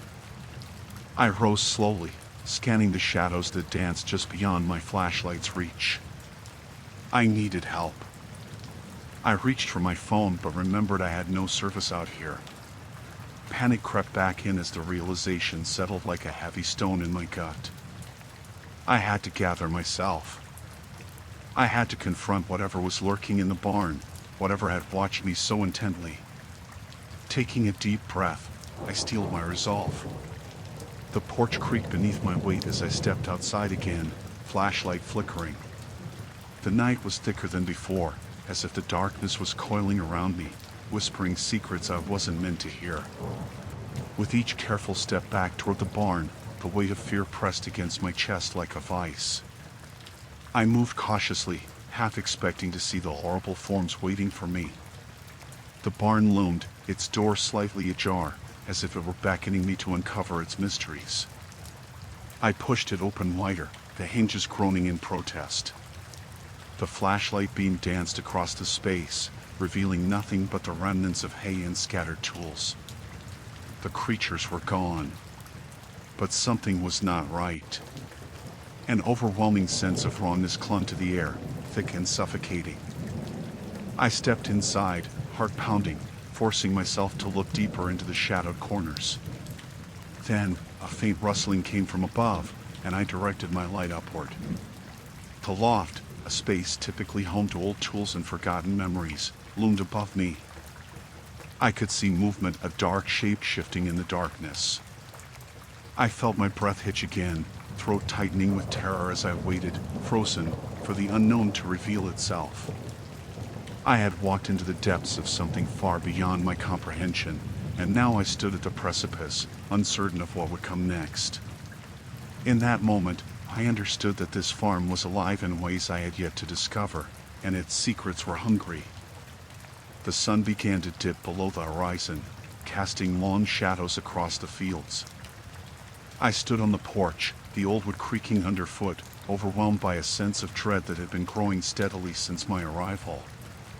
The sprawling farmland stretched endlessly, the silence punctuated only by the occasional rustle of leaves and the distant call of a lone crow. I felt trapped, as if the very earth beneath my feet was conspiring against me, holding its secrets tight. The events of the previous night replayed in my mind, the whispers echoing in the dark. I had brushed them off as figments of my imagination, but deep down, I knew that something was wrong. I had arrived at my late grandfather's farmhouse to find it in disrepair, yet the land was still eerily vibrant, filled with crops that looked too lush, too alive. I had thought them a blessing at first, a fortune waiting to be harvested, but now the verdant abundance felt more like a curse. I tore my gaze away from the field, trying to shake off the unease. It was time to explore the barn. I had seen it from a distance when I arrived, a hulking structure that loomed over the land like a forgotten giant. I had put off investigating it, convinced that there was little of interest inside, but now I felt an unexplainable pull toward the heavy wooden doors. As I stepped off the porch and made my way toward the barn, the air grew cooler, the sunlight waning with each passing moment. My heart quickened as I reached for the handle, feeling the rusted metal against my palm. The hinges groaned in protest as I pulled the door open, revealing a dark, musty interior. The scent of damp hay and old wood hit me like a wave, and I hesitated at the threshold, a shiver running down my spine. I stepped inside, the floorboards creaking beneath me as I ventured further. Rays of fading light filtered through the cracks in the walls, illuminating dust motes swirling in the air. My eyes darted around the space, taking in the remnants of a life once lived. Old plows hum on the walls, tools rusted into disuse, and in the corner, hooks suspended empty, had once held the weight of livestock. But what caught my attention was a large, ominous shape obscured by a faded tarp. As I approached, my breath quickened. I hesitated, my fingers trembling as I reached out to pull the tarp away. The moment I did, a thick cloud of dust erupted into the air, forcing me to cough. When the particles settled, I looked down to reveal a set of antique farming equipment, an old tractor, its paint peeling and surface marred with rust. But what truly horrified me was the strange, mottled patterns that marred the metal, resembling grotesque faces frozen in silent screams. I staggered back, my heart racing. The machinery felt cursed, as if it had witnessed things no soul should ever see. I turned to leave but froze when I heard a low, guttural sound, a muffled whisper intertwined with the creaking of the barn. I strained to listen, the fear gripping my throat like a vice. It was a voice, barely audible, yet it felt as though it was beckoning me closer. "Help," the voice called out, lingering in the stillness, echoing off the walls of the barn. I felt the blood drain from my face. I was alone here. I had to be imagining things, but the sound felt too real, too desperate. "Hello?" I called, my voice shaky, the words swallowed by the heavy air. There was no response, only the continued whisper, rising and falling like the wind outside. The feeling of being watched washed over me, an insistent prickling at the back of my neck. I turned on my heel and began to make my way to the door, my steps quickening. But as I reached the entrance, the whisper became a cacophony, a chorus of voices blending into a single haunting plea. "Help us!" The words echoed through the barn like a siren's call, urging me to return. I gritted my teeth, weighing the options in my head. I was drawn in, yet terrified of what I might find. Just then, the temperature in the barn dropped sharply, the air thickening like fog, wrapping around me like a shroud. I glanced over my shoulder, and that was when I saw it. A figure emerged from the shadows, pale and gaunt, its hollow eyes boring into mine. It was barely more than a silhouette against the dim light, but a chill rippled through me as the figure stepped into the light. "Help us," it rasped, lips barely moving. I stumbled backward, horror washing over me as I scrambled for the door. The figure advanced slowly, its form shifting and contorting as if caught in an unseen current. "Get away!" I screamed, throwing myself through the doorway and into the fading light. The barn echoed with a desperate plea as I bolted into the open, heart pounding in my chest. I didn't dare look back, racing toward the safety of the farmhouse. My mind raced with questions, the weight of what I had just witnessed slamming down like a heavy door, sealing away any hope of rationality. I stumbled onto the porch, breathing heavily, and turned to face the barn, trembling. But there was nothing there now, only the sound of the wind rustling through the cornfields. I locked the door behind me, pressing my back against it, the thought of my heart sinking with the silence that enveloped me. Whatever haunted this place was far from over. A shadow darker than night lingered in the corners of my mind, and I knew, deep in my bones, that my time on the farm was just beginning. The sun had barely crested the horizon when I awoke to the sound of desperate scratching at my bedroom door. For a moment, I didn't recognize the noise, my mind still lost in the remnants of a dream I couldn't quite grasp. But as the scratching intensified, a chill settled in my stomach, and I knew this sound was far too real. I swung my legs over the side of the bed, the cool wooden floor sending a shiver up my spine. The farmhouse creaked in response, as if the very structure was groaning in agony. Glancing at the clock, I saw that it was still early, too early for anyone to be up and about. The scratching continued, a frantic rhythm that echoed in the silence of the house. I crept toward the door, my heart hammering painfully in my chest. I hesitated for a moment, listening. My breath hitched when I heard a low whimper, almost human but twisted and distorted. A thought raced through my mind, an echo of the stories I had heard from the locals, the ones about the creatures that roamed the fields at night. I shook my head, scolding myself for letting my imagination run wild. "Hello?" I called, my voice trembling slightly. Silence responded, but the scratching continued, a desperate plea for release. I gripped the doorknob tightly, steeling myself for whatever awaited me outside. Slowly, I twisted it and pulled the door open. The hallway was dim and the air felt heavy, charged with a strange tension that made the hairs on the back of my neck stand on end. As I peered into the darkness, I saw movement at the foot of the staircase. It was small and shadowy, its outline shifting nervously. "Is someone there?" I asked, stepping out cautiously. The creature flinched at my voice, retreating into the shadows. It was only then that I caught sight of the eyes, wide and glistening, watching me with a mix of fear and something else, something darker. I took a tentative step forward, my pulse racing, as my curiosity began to override my instinct to flee. "Please, come closer," I urged, though I didn't know why I felt compelled to coax it out. In that moment, I wanted to understand. To my surprise, the creature took a hesitant step forward, and a shuddering breath escaped me as I recognized the familiar form of a calf, its fur matted and dirty. The poor thing looked lost, its gaze haunted, as if it had been through something unspeakable. I knelt down, stretching out my hand. "You poor thing. You must be hungry." But before I could reach it, a loud crash erupted from the barn outside. The noise jolted me upright, and instinctively, I turned toward the sound. My heart raced. I knew the barn was empty, or at least it should have been. The thought of what might be lurking in its shadows sent a fresh wave of dread crawling up my spine. "Where are you going?" I murmured to the frightened calf, but it had already darted back into the dark hallway, its footsteps fading. I cursed under my breath, torn between the unease gnawing at my insides and a need to investigate. With a deep breath, I stepped outside, the crisp morning air filling my lungs but doing little to calm my racing heart. The barn loomed before me, a dark silhouette against the pale sky, its doors ajar as if something had forced its way out. I approached cautiously, each step echoing in the stillness. The air around me felt charged, heavy with a palpable sense of dread. As I reached the entrance, the wood creaked ominously beneath my weight. I hesitated, peering inside. The sight before me was enough to freeze the blood in my veins.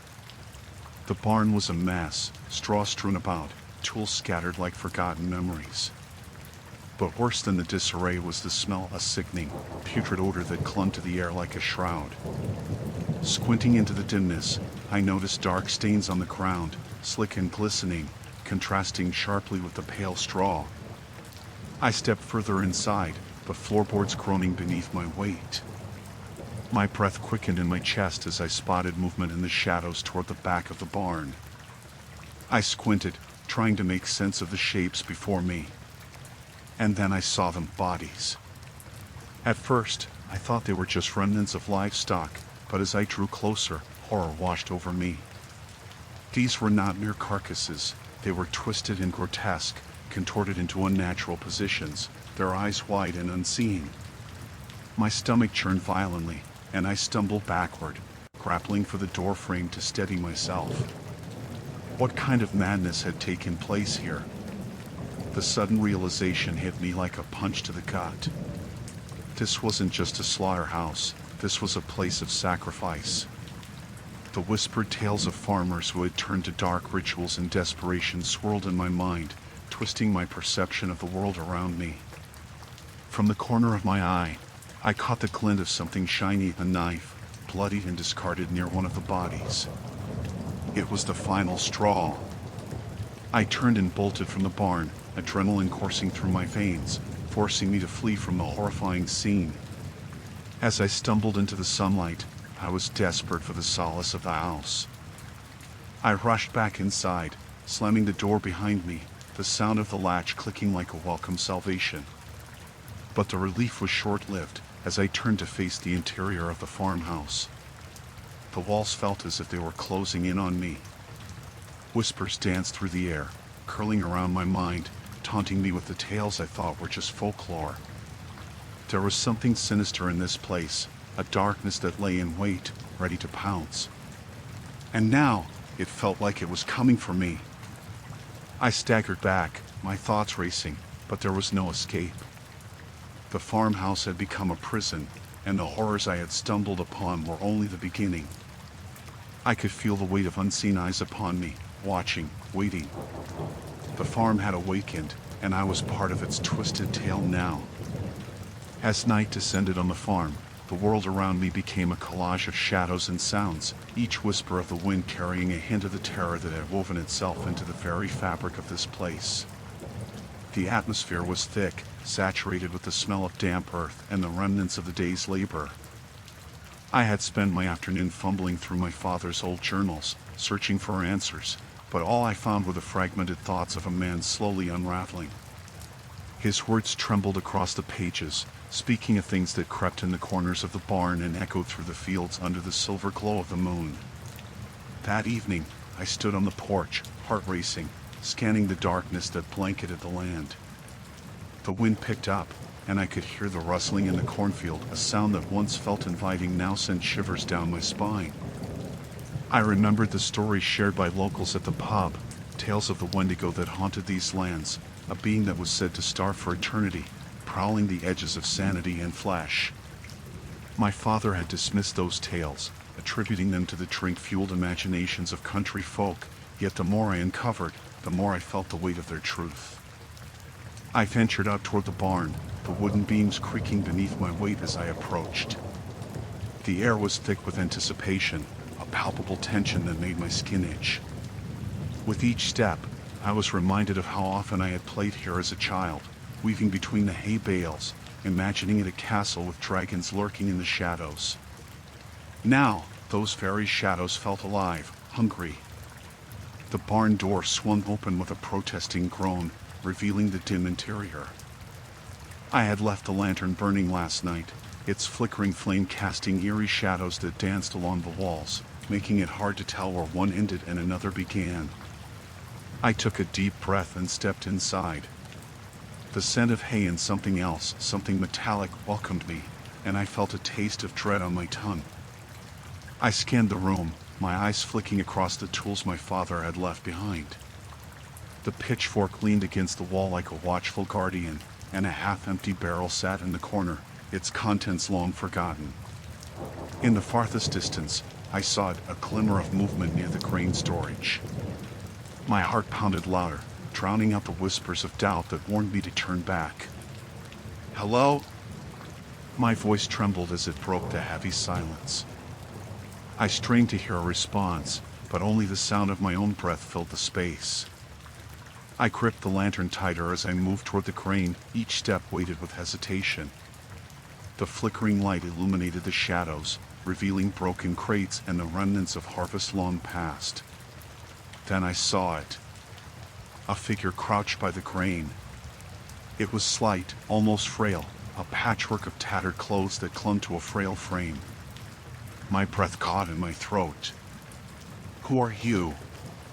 The figure turned slowly, revealing a gaunt face, eyes sunken deep into its skull. Its lips curled into a smile that appeared more like a grimace. "I've been waiting for you," it rasped, the voice echoing like a whispering wind through the fields. I stumbled backward, the lantern shaking in my grip. "What do you want?" It pushed itself upright, revealing its full height. I noticed that it was not entirely human. It bore the marks of something else, something twisted. "You don't understand. This place is alive, and it hungers." I felt the room close in around me as fear tightened its grip. "Get away from me." The entity merely laughed, a sound that was both haunting and hollow. "You think you can escape it? It knows you. It knows your father. The cycle must continue." I turned to run, but the floorboards screamed in protest beneath my weight, and I lost my footing. I hit the ground hard, the lantern crashing beside me, shattering its glass and extinguishing the flame. Darkness engulfed me, and I scrambled to my feet, frantically searching for a way out. Panic surged as I felt the presence drawing closer, a chill crawling up my spine. I dashed toward the door, the silhouette of the creature looming behind me, whispering curses laced with longing. I burst through the barn door and stumbled into the moonlit night, gasping for air, the world spinning around me. I ran blindly into the fields, the rough stalks of corn brushing against my skin like fingers reaching out to clutch me. Each breath felt like a battle as the whispers followed, riding the wind, echoing the fears that had taken root in my mind.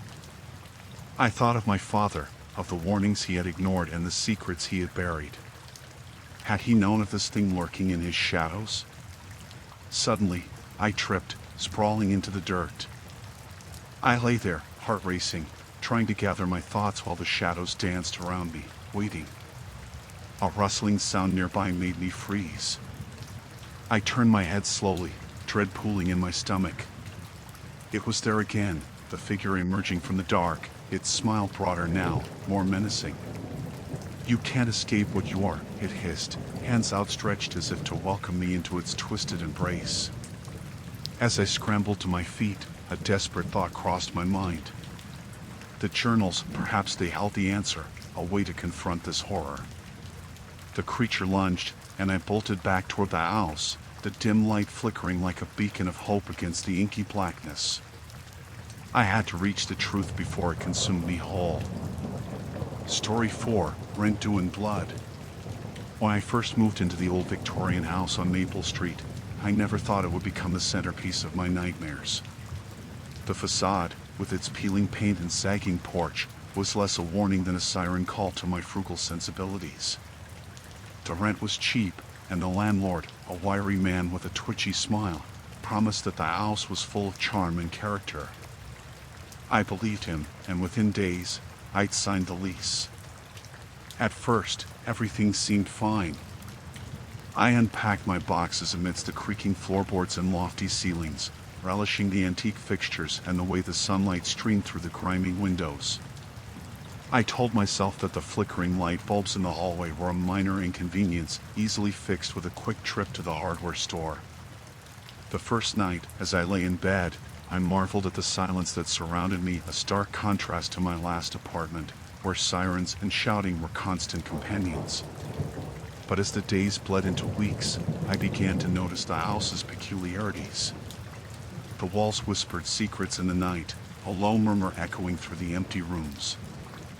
I dismissed it as the wind, or perhaps my imagination running wild.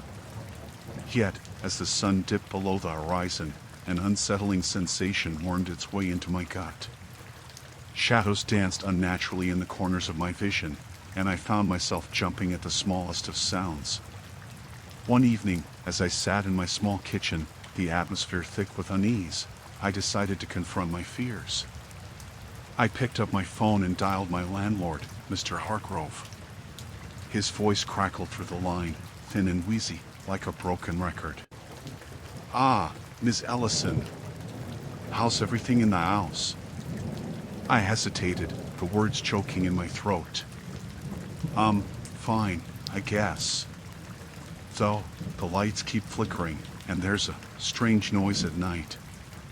He chuckled, a sound devoid of warmth. "Old houses have their quirks. Just part of their charm. You'll get used to it." I forced a laugh, but the conversation left me feeling hollow. Right. I just wanted to make sure everything was okay. "Absolutely. You're in good hands here," he replied. His voice dropped a notch, tinged with a strange urgency. "If you notice anything unusual, you let me know. I'm always just a phone call away." I let the conversation end, but unease curled around me like smoke. After that call, I didn't sleep well. I woke every hour, heart racing, convinced I heard someone whispering my name just outside my door, or in the attic, perhaps. I told myself it was just the house settling, but with each passing night, reality blurred, and the boundaries of my mind began to thin. A week later, I was jolted awake by the unmistakable sound of footsteps overhead. The noise echoed through the house, heavy and deliberate. I shot up in bed, my heart hammering against my ribs.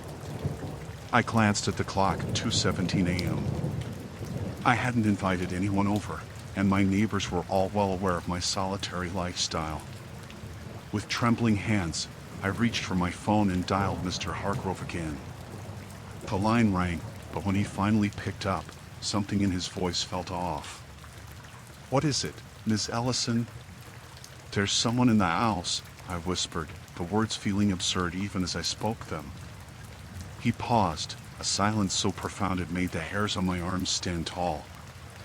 "What do you mean?" "I can hear footsteps. They're upstairs, moving around." "I think someone is here," I said, my voice trembling. "Calm down now. That's just the house. It plays tricks on you," he replied, his tone unnervingly calm. "Trust me, it has its own rhythm." His words twisted in my stomach. "But I'm not imagining this. I swear I can hear someone." "Listen, Miss Ellison," he said, his voice turning sharp. "You're fine. Just go back to sleep. Nothing is out of place." The call dropped, and I sat in the dark, heart racing, feeling foolish. Maybe the isolation had played tricks on my mind. I turned on all the lights, but the shadows seemed to deepen. I steadied my breath, trying to dismiss the feeling that I was being watched. The next day, I decided to investigate. I climbed the creaky staircase and approached the attic door, half expecting to find nothing. The door was locked, but I could feel a chill emanating from the other side, a whispering air that felt alive. After a moment's hesitation, I took a step back and returned to my room, a gnawing sense of dread burrowing deeper. Days passed, and the patterns continued. The footsteps grew more pronounced. I began to notice other oddities. The cabinets in the kitchen would be open when I knew I had closed them, and my belongings would be slightly displaced, nothing major, just enough to keep me on edge. When I glanced out the window, I could have sworn I saw Mr. Hargrove standing outside, staring up at the house, a shadow among shadows, his expression unreadable. One afternoon, I finally decided to confront him. I marched down to his office, a cramped space a few blocks away, the air thick with the smell of stale cigarettes and old paperwork. When I entered, he looked up, his eyes narrowing slightly. "Ms. Ellison."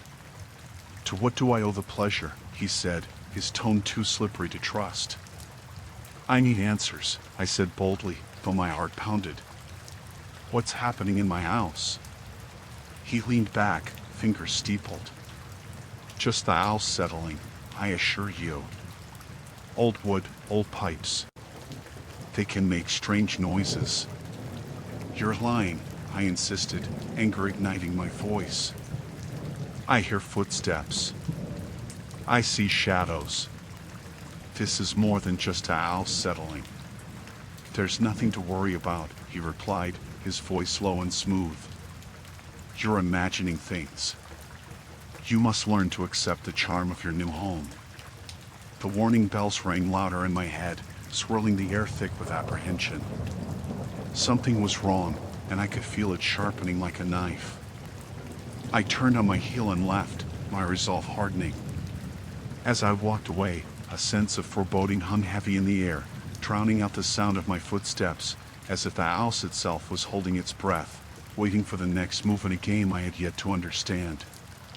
The sun dipped below the horizon, casting long shadows over the weathered facade of the building. Its bricks were crumbling, and the faded paint peeled like skin, revealing layers of neglect. As I stepped outside, the air felt thicker, as if the building was exhaling a secret that had been trapped within its walls for years. My landlord, Mr. Grayson, had promised repairs and an imminent inspection, but as I glanced up at my second-floor apartment, I couldn't shake the feeling that the place was more alive than it had any right to be. I had been living there for nearly 6 months, and each creak of the floorboards felt like a whisper, a warning that I had yet to decipher. That evening, I decided to visit the local library, hoping to find anything that would distract me from the oppressive atmosphere of my home. The library was old but welcoming, nestled between a bakery and a coffee shop. The scent of fresh bread mixed with the mustiness of aging books, and it felt like a sanctuary. As I wandered through the aisles, I stumbled upon a section dedicated to local history. I pulled out a dusty volume, the spine cracked and pages yellowed. I was curious about the building I lived in and its past, wondering if perhaps the unsettling feeling I had was rooted in something more tangible. Flipping through the book, I found a section devoted to the very street where my apartment was located. The text detailed the building's origins, built in the late 1800s as a boarding house. It was said to have housed many transients, each with their own stories of heartache and despair. My heart raced as I read an entry that chronicled a tragic fire that had taken the lives of 2 tenants. The details were sparse, but the implication was clear. There were echoes of loss that still lingered in the air. I felt a chill race down my spine and hastily returned the book to its place on the shelf. What had I been thinking? It was just an old building with old stories. Yet, as I made my way home, I couldn't shake the feeling that those stories were alive, intertwining with my own experience in a way that felt sinister. Arriving at my apartment, I noticed a flickering light in the hallway. It was an annoyance, something I'd reported multiple times to Mr. Grayson, but he only shrugged when I brought it to his attention, claiming it was just an old wiring issue. I pushed the door open, the hinges groaning in protest, and felt the cold air rush against my skin. The inside of the apartment felt different that evening, heavier. I threw my bag onto the worn couch and was greeted by the familiar sound of the radiator sputtering to life. It hissed and clanged as if it were something alive, desperate to survive in the chill of the approaching winter. After a quick dinner, I settled into my chair, a cup of tea warming my hands. I forced myself to focus on my writing, scribbling notes for a story I had been crafting about a haunted house. But every scratch of the pen felt stifled, my mind wandering back to the history I had uncovered. I set the notebook down, overwhelmed by an urge to explore the building further. I stepped into the dim hallway, the flickering light casting strange shadows against the walls. The apartment doors lined the corridor like sentinels, each one hiding its own secrets. I felt a bizarre compulsion to knock on them, to hear the echoes of lives once lived. Instead, I crept to the stairs leading to the attic, a place I had always avoided. I paused at the bottom step, my heart thumping loudly in my chest. The attic door was old and wooden, bearing signs of neglect with a rusted handle. I hesitated, recalling vague warnings from other tenants about strange noises and odd occurrences emanating from up there. They spoke in hushed tones, not wanting to stir the air around them with tales of ghostly encounters and unexplained happenings. But curiosity, I realized, was an insatiable beast. I gripped the handle and turned it slowly, the creak of the door slicing through the silence. The attic smelled of mildew and dust, the air stale and thick. I flicked the switch on the wall, but nothing happened. The darkness enveloped me like a shroud. I fumbled for my phone to use as a flashlight, its light cutting through the shadows. Boxes and trinkets lay scattered about, remnants of forgotten lives. There were old chairs, a trunk that looked as if it hadn't been opened in decades, and a framed photo of a family I didn't recognize. They looked eerily happy, their faces frozen in smiles that felt like a mockery in such a dismal place. I stepped deeper into the attic, unease prickling my skin. As I moved, I heard a soft, rhythmic tapping from somewhere beyond the stacks of boxes. My breath hitched. It was subtle, like fingernails scratching against wood, and it sent a ripple of fear coursing through me. My heart raced as I followed the sound, drawn to a corner obscured by shadow. The tapping grew louder, more insistent, vibrating through the air. I was nearly on top of the source when I froze, a chill seeping into my bones. There, hidden behind an old wardrobe, was a small door, a door I had never noticed before. It was unremarkable, just a piece of wood slightly ajar, but it felt significant, as if it were waiting for me. The tapping had stopped, but I could still hear my heartbeat echoing in my ears. I reached for the door, my fingers trembling as they brushed against the wood. I hesitated, conflict stirring within me. What lay beyond? Secrets, perhaps, that were never meant to see the light of day. I could hear the wind howling outside, rattling the old windows, and suddenly, I felt exposed, as if the very building was watching and waiting for my next move. I closed my eyes for a moment, letting the weight of the decision sink in. I knew I should turn back, but the sinister allure of the unknown was intoxicating. Taking a deep breath, I pushed the door open. As the hinges creaked, a gust of stale air rushed out, carrying the scent of decay. I stepped inside, crossing the threshold into darkness, the door swinging shut behind me with a soft thud, sealing my fate. The sun descended behind the silhouette of the dilapidated building, heavy clouds swirling ominously above. I could feel the chill seep into my bones, the unsettling atmosphere wrapping around me like a shroud. I hadn't intended to linger outside, but the persistent feeling of being watched had forced me to stay vigilant. My keys jingled nervously in my pocket as I stared at the entrance, half expecting to see Mr. Frawley, the landlord, emerge from the shadows. The encounter with him after my last visit to the laundry room had rattled me more than I cared to admit. He had lingered too long in the doorway, his eyes glinting with an unsettling mixture of curiosity and something darker. I had never seen him so close, and the way he studied me, as if trying to unravel some hidden secret, sent an unsettling shiver up my spine. I eventually steeled myself and stepped forward, pushing the door open with a sense of dread. The hallway was dim, the flickering fluorescent lights casting erratic shadows that danced along the peeling wallpaper.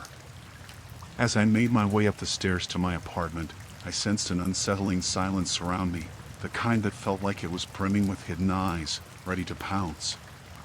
Inside my unit, I tried to find solace in the familiarity of my belongings, but it was no use.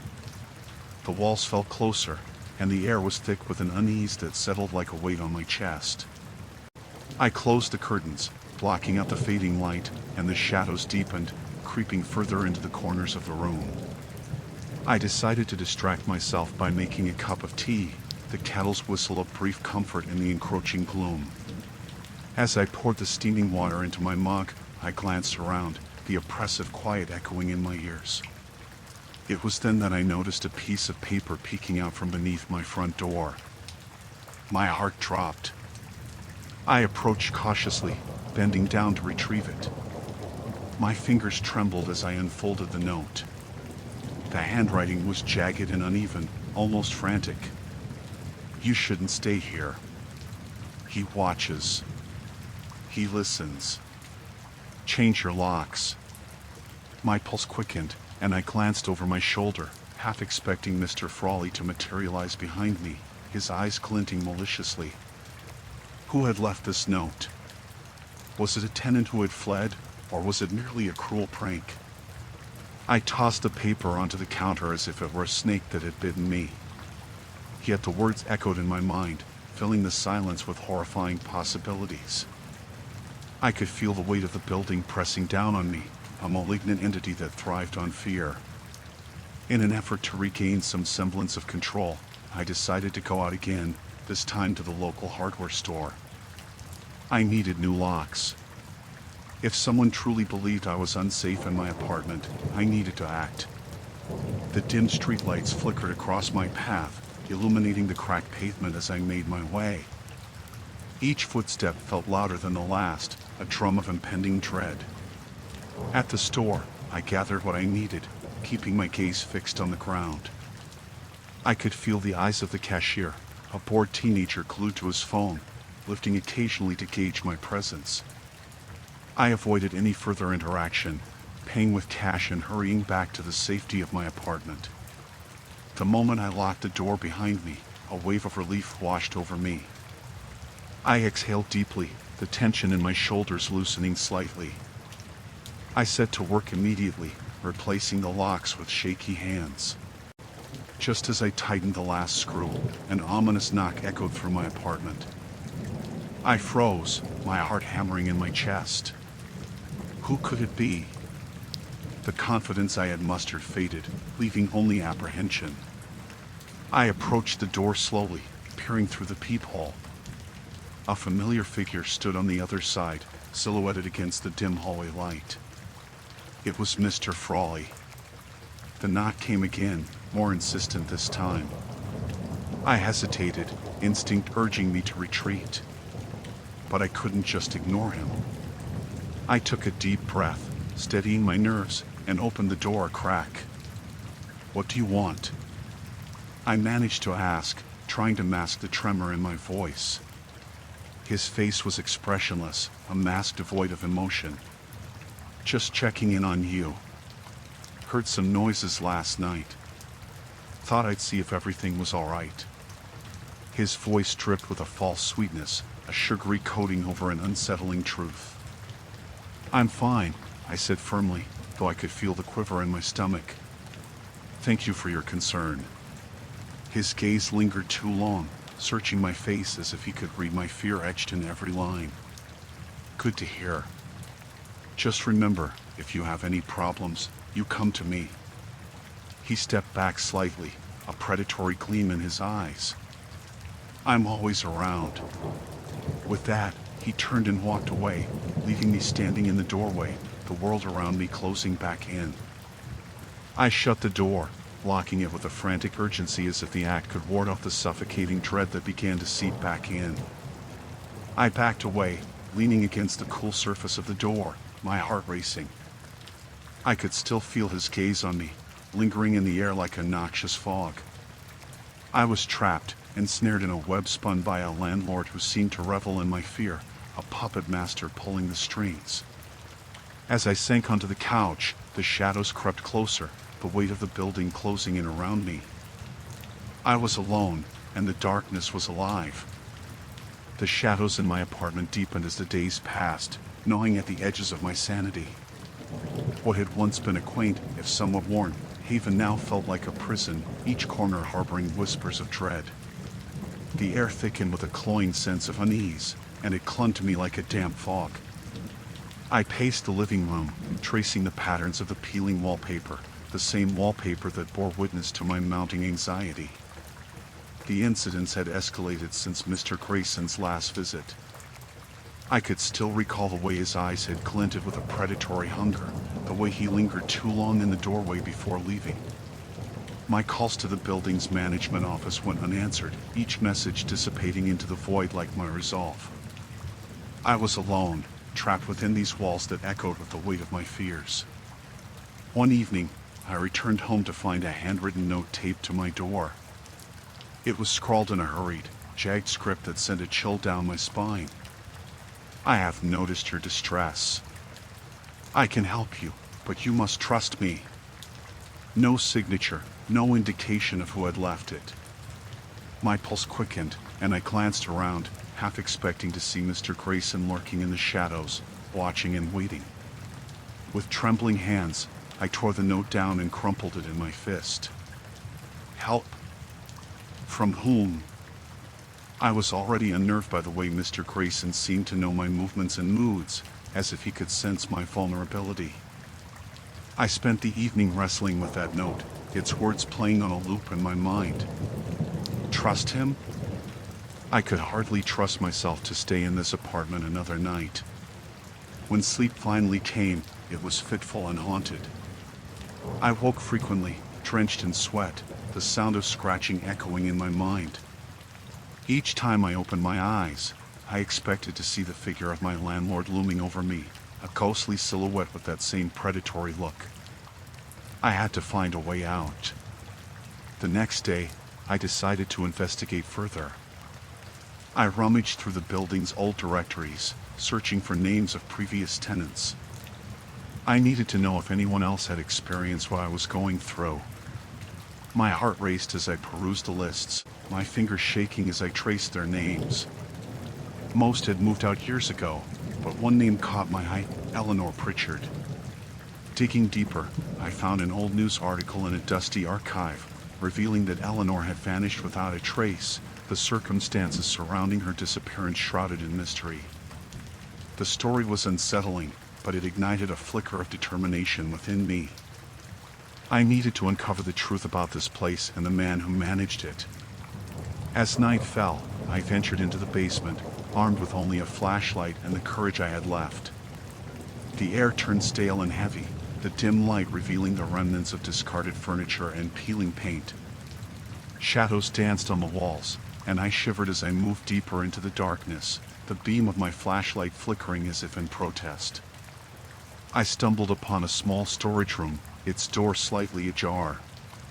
Hesitating for a moment, I pushed it open and recoiled at the sight before me.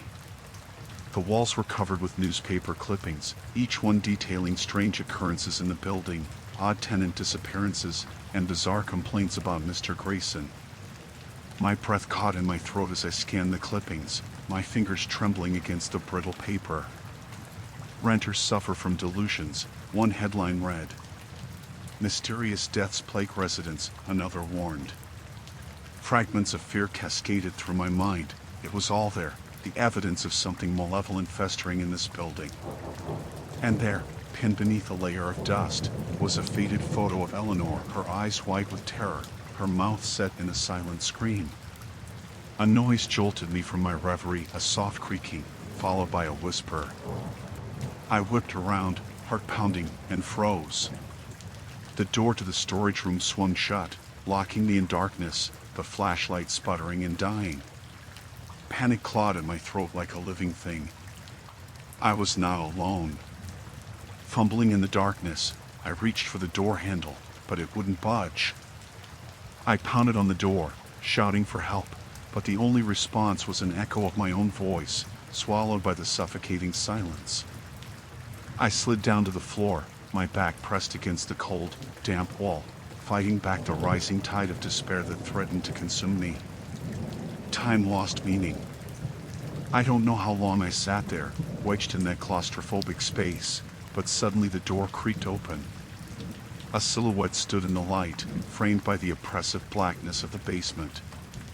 It was Mr. Grayson, a smile curling at the corners of his mouth, his demeanor a mask of feigned concern. There you are, my dear tenant, he purred, stepping closer. I was worried. You shouldn't be in such dark places alone.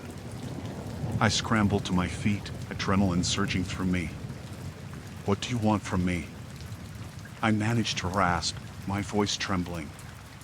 He stepped forward, and I caught the glint of something sharp in his hand. I only want to help you, but you must understand, leaving isn't an option. Not anymore. The basement felt like it was closing in, his presence suffocating.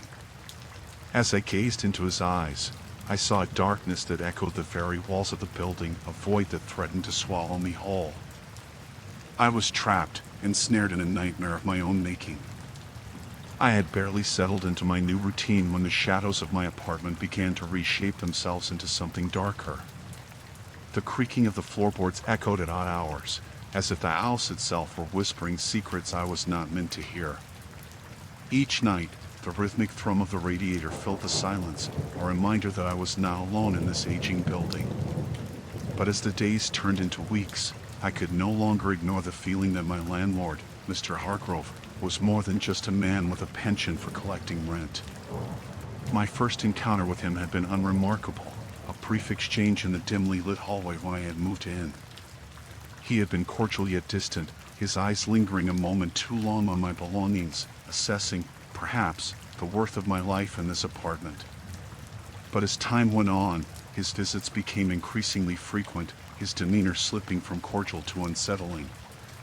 He would appear just as I settled into my evening routine, knocking softly at my door, as if he had been waiting on the other side with breath held. "Just checking in," he would say, a rehearsed smile on his face. The words felt heavy, laden with a familiarity that made my skin prickle. I began to dread the sound of his knuckles tapping against the wood, each rap echoing in the hollow of my stomach. It was on one particularly cold evening that the atmosphere shifted entirely. I had just opened a bottle of wine, ready to drown the day in its warmth when I heard the knock. My heart sank, but I steeled myself and opened the door. Mr. Hargrove stood there, arms crossed over his chest, his expression unreadable. "Evening, Anna. Mind if I come in?" I hesitated. The wine bottle dangled between us, its neck catching the sparse light from the hallway. I was just about to have a glass. Maybe another time?" He tilted his head slightly, his smile tightening. "You know, it's important for me to keep an eye on my tenants. Safety and all that." Before I could respond, he stepped past me into the apartment, his presence filling the space like a storm cloud. "What's that smell?" He leaned closer, inhaling deeply, and I fought the urge to recoil. "Just some pasta," I muttered, the words barely escaping my lips. "Pasta." He let the word roll off his tongue as if testing its flavor. "You cook a lot?" "Sometimes," I said, feeling pinned under his gaze. "I'm not much of a chef. Cooking is an art, dear Anna.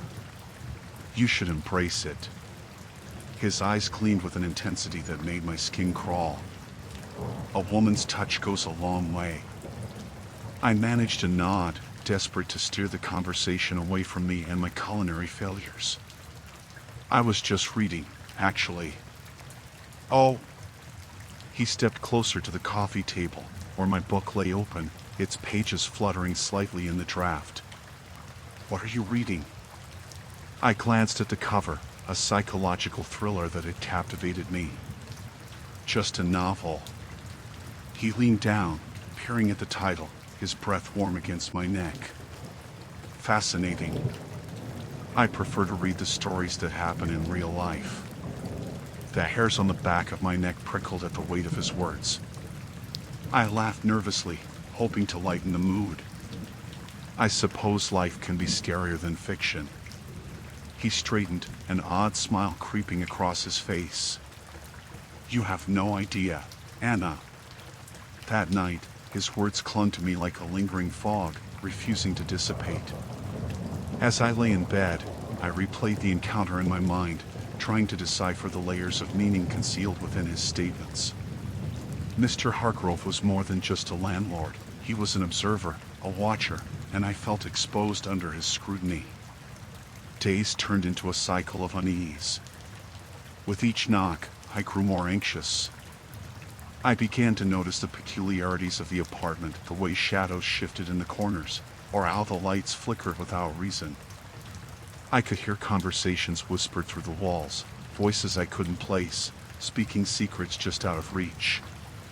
One evening, in a desperate attempt to reclaim my sense of safety, I called a friend, hoping the familiar warmth of conversation could chase away the encroaching darkness. I poured a glass of wine and waited as the phone rang. Finally, she answered, her voice a welcome relief. "Anna, how's the new place? Settling in?" "Sort of," I replied, trying to sound upbeat. "It's interesting, but my landlord is a bit strange. He's always popping in to check on me." "Sounds a bit overbearing," she said, her tone shifting. "You should set some boundaries." I know, I sighed, glancing at the door. "It's just, I don't know. I feel like he's watching me. Like he knows things he shouldn't. I'm sure he's just being a landlord. They can be odd sometimes." I forced a laugh, but her words didn't ease the tightness in my chest. "Yeah, maybe you're right." When I hung up, fatigue washed over me. I curled up on the couch beneath a blanket, wishing for the comfort of companionship. But as night fell, the shadows returned, creeping closer. The creaks and groans of the building amplified into a symphony of dread. Just as I closed my eyes, there was a soft knock at the door. Every instinct screamed at me to ignore it, but curiosity, mingled with a strange sense of obligation, urged me to answer. I stood, heart pounding, and opened the door. Mr. Hargrove stood there, his expression unreadable. "I just wanted to check on you again," he said, his voice smooth as silk. I forced a smile despite the chill racing down my spine. "I'm fine, really." For a moment, he merely studied me, his gaze burning into my skin. Then, without a word, he turned and walked away, leaving me suspended in confusion and fear. I knew I should feel relieved, but all I felt was the weight of his presence lingering like a specter in my small apartment. As I closed the door, a wave of nausea washed over me. I leaned against it, battling the sense that something was terribly wrong. The walls seemed to close in around me, and I knew in that moment that whatever Mr. Hargrove truly wanted, I was only beginning to understand the depths of his intentions. Story 5, Room 13, The Last Check-In. The rain had begun to fall in earnest as I drove down the winding country road, my headlights slicing through the darkness. With every passing mile, the world outside my window seemed to retreat further into shadows, the trees hunched like ancient sentinels. My stomach growled, a reminder that I hadn't eaten since breakfast. I had planned to stop at a diner, but the persistent rain had turned the landscape bleak, swallowed by an oppressive gloom. When I spotted the flickering neon sign ahead, I felt a rush of relief. The willow in it read, its paint peeling and letters flickering as if they were fighting for their last breath. For a moment, I hesitated. I had heard stories about places like this, haunted motels lurking along desolate roads, offering nothing but despair. But the alternative was spending the night in my car, which felt far less appealing. The inn's exterior was weathered, the wooden planks warped and worn. The porch sagged in the middle as if it carried the weight of all the sorrow it had witnessed. I parked my car and cautiously stepped out into the cool rain, water soaking through my shoes almost immediately. A peculiar chill ran down my spine as I approached the entrance, but I brushed it off as mere exhaustion. Inside, the lobby was dimly lit, the air stale.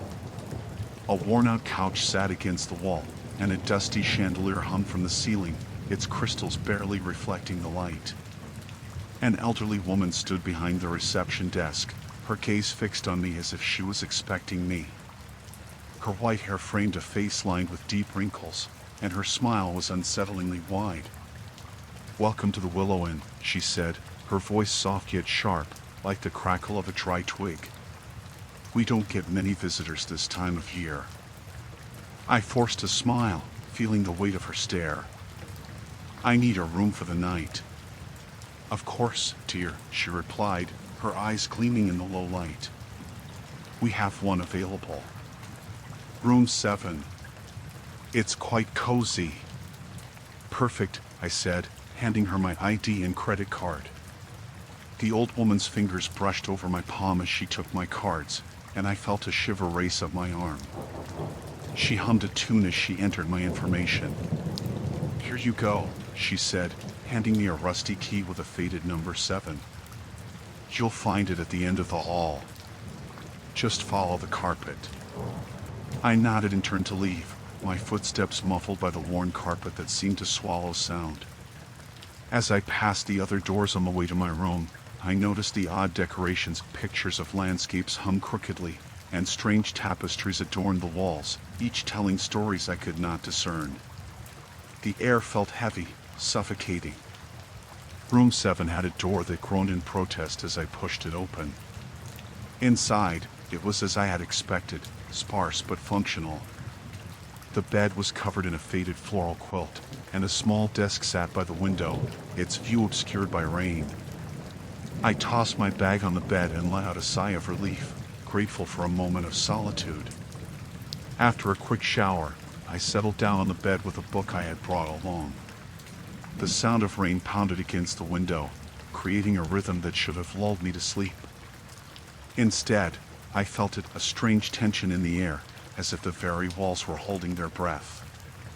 Just as I began to lose myself in the pages, a thud reverberated through the room. I jolted upright, heart racing. The sound came again, more distinct this time, a series of soft thumps. I glanced at the door, wondering if someone had wandered into my space by mistake. "Hello?" I called out, my voice sounding weak in the stillness. No response. After a moment's hesitation, I stood up and crept to the door, placing my ear against the cold wood. The thuds continued, steady and deliberate. They came from the room next door, a low, almost rhythmic sound. I backed away, feeling a wave of unease wash over me. I tried to return to my book, but the noise gnawed my concentration. I could no longer ignore it. After a few minutes, curiosity got the better of me. I hesitated at the threshold, my hand poised over the doorknob. With a deep breath, I twisted it and stepped out into the dimly lit hallway. The thudding was more pronounced now, accompanied by a soft dragging sound that sent chills down my spine. I moved toward the door next to mine, heart pounding in my chest. As I reached for the doorknob, I froze. A sudden flash of doubt overwhelmed me. What if I was being foolish? What if there was nothing at all? But just as I was about to retreat, the dragging sound intensified, punctuated by a muffled, agonizing whisper that made my skin crawl. "Help me!" I recoiled, stumbling backward. Fear surged through me, and I sprinted back to my room, slamming the door behind me. My thoughts raced, and I leaned against the door, my breath coming in quick gasps. What had I just heard? I grabbed my phone, desperate for the comfort of light, but the screen was black. I cursed under my breath, realizing I hadn't charged it in days. The thudding resumed, louder this time, accompanied by the scratching sound that made my stomach churn. It wasn't just my imagination. Someone or something was in that room. I could feel the weight of it pressing down on me, wrapping me in a cocoon of dread. I glanced toward the window, considering escape, but the rain was relentless, a wall of water that promised no refuge. I knew I should call for help, should run to the front desk, but the thought of leaving my room felt like sheer madness. The thudding stopped, and a silence fell over the inn, thick and suffocating. I held my breath. The silence stretched on, taunting me. I couldn't shake the feeling that I wasn't alone, that whatever was lurking beyond that door had sensed my fear. And then, Just as I began to allow myself a moment of calm, the whisper returned. "Help me." In that moment, I understood that I was far from safe.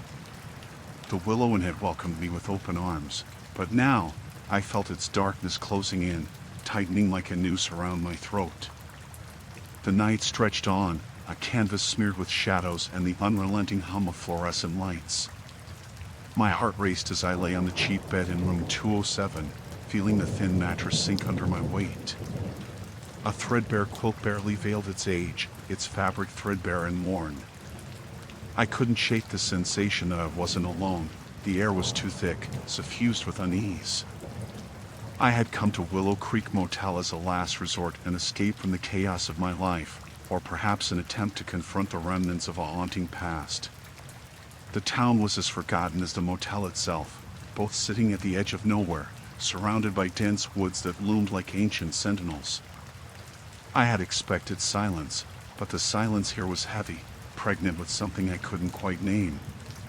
It was after midnight when I heard it for the first time, a soft tap, like fingernails scraping against the wood. My breath caught in my throat as I froze, straining to hear over the rhythmic thump of my heart. It came again, a whisper of sound against the wall that separated me from 206. I listened intently, my mind racing. I had seen the woman who occupied the room earlier. She was tall and gaunt, her hair cascading in tangled waves, obscuring her face. We exchanged nothing more than furtive glances, but something about her had sent a chill to the marrow of my bones. The tapping intensified, a maddening insistence that beckoned me to respond.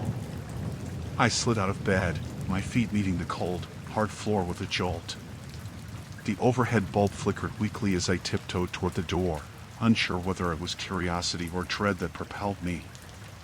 I gripped the knob, hesitating.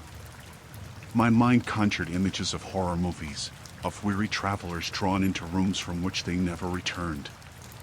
Yet, I felt tethered to this moment, as if the very fabric of fate wove through the walls of the motel. I opened the door cautiously, the hinges creaking ominously as I stepped into the dim corridor. The faint smell of mildew hung in the air, mingling with something metallic, blood.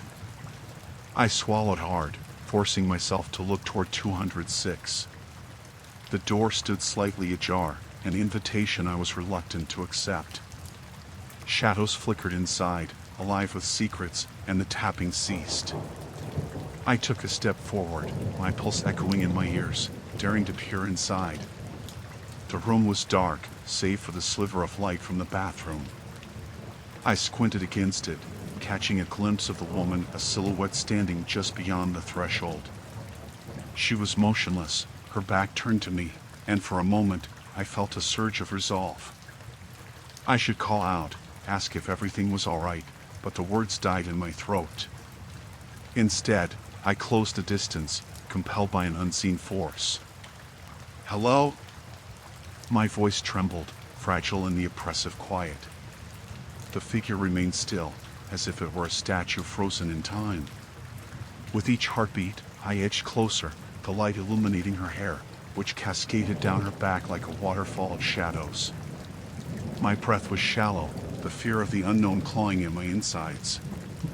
I reached for the doorframe, my fingers brushing against the wood, when she finally moved. Slowly, she turned to face me, her features emerging from the darkness. Her eyes were sunken, a haunting void that seemed to absorb light rather than reflect it. For a moment, I was lost in their depths, as if they were portals to something dark and ancient. The air thickened, charged with unspoken words. "What do you want?" Her voice was a low whisper, a rustling of leaves in the dead of winter. I stumbled backward, the weight of her gaze anchoring me in place. I heard tapping. "I thought you might need help." She tilted her head, studying me as if I were a curiosity. "Help?" she echoed, and a smile stretched across her lips, but it didn't reach her eyes. "You shouldn't be here."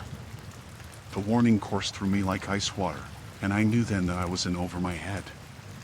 But the pull of something greater kept me in that moment, tethered to her presence. "Why not?" What's wrong? With a flick of her wrist, she gestured toward the bathroom, the light illuminating the outline of a figure sprawled on the floor. My stomach twisted as dread flooded my senses. I took a step back, my instinct screaming at me to retreat. Who was that? Her smile widened, revealing teeth that appeared too sharp, too white. It's just a reminder, dear. A reminder of the things that linger in the dark. You can't escape them. I turned to flee, adrenaline surging through my veins. The corridor yawned before me, a gaping maw of uncertainty, but desperation clawed at my heels. I didn't dare look back as I stumbled down the hallway, my heart hammering against my chest. The sound followed me, footsteps echoing through the corridor, a chilling mimicry of my own hurried steps. I burst through the door of my room, slamming it shut behind me, my breath ragged as I leaned against it. The silence returned, oppressive and suffocating. I glanced at the nearby window, the moonlight spilling in, illuminating the dust motes that danced in the air. An oppressive weight settled in my chest as I considered what I had just seen. The woman, who was she? The figure in the bathroom, what had I stumbled into? I pressed my back against the door, listening intently. The footsteps faded, leaving behind only the sound of my frantic breathing.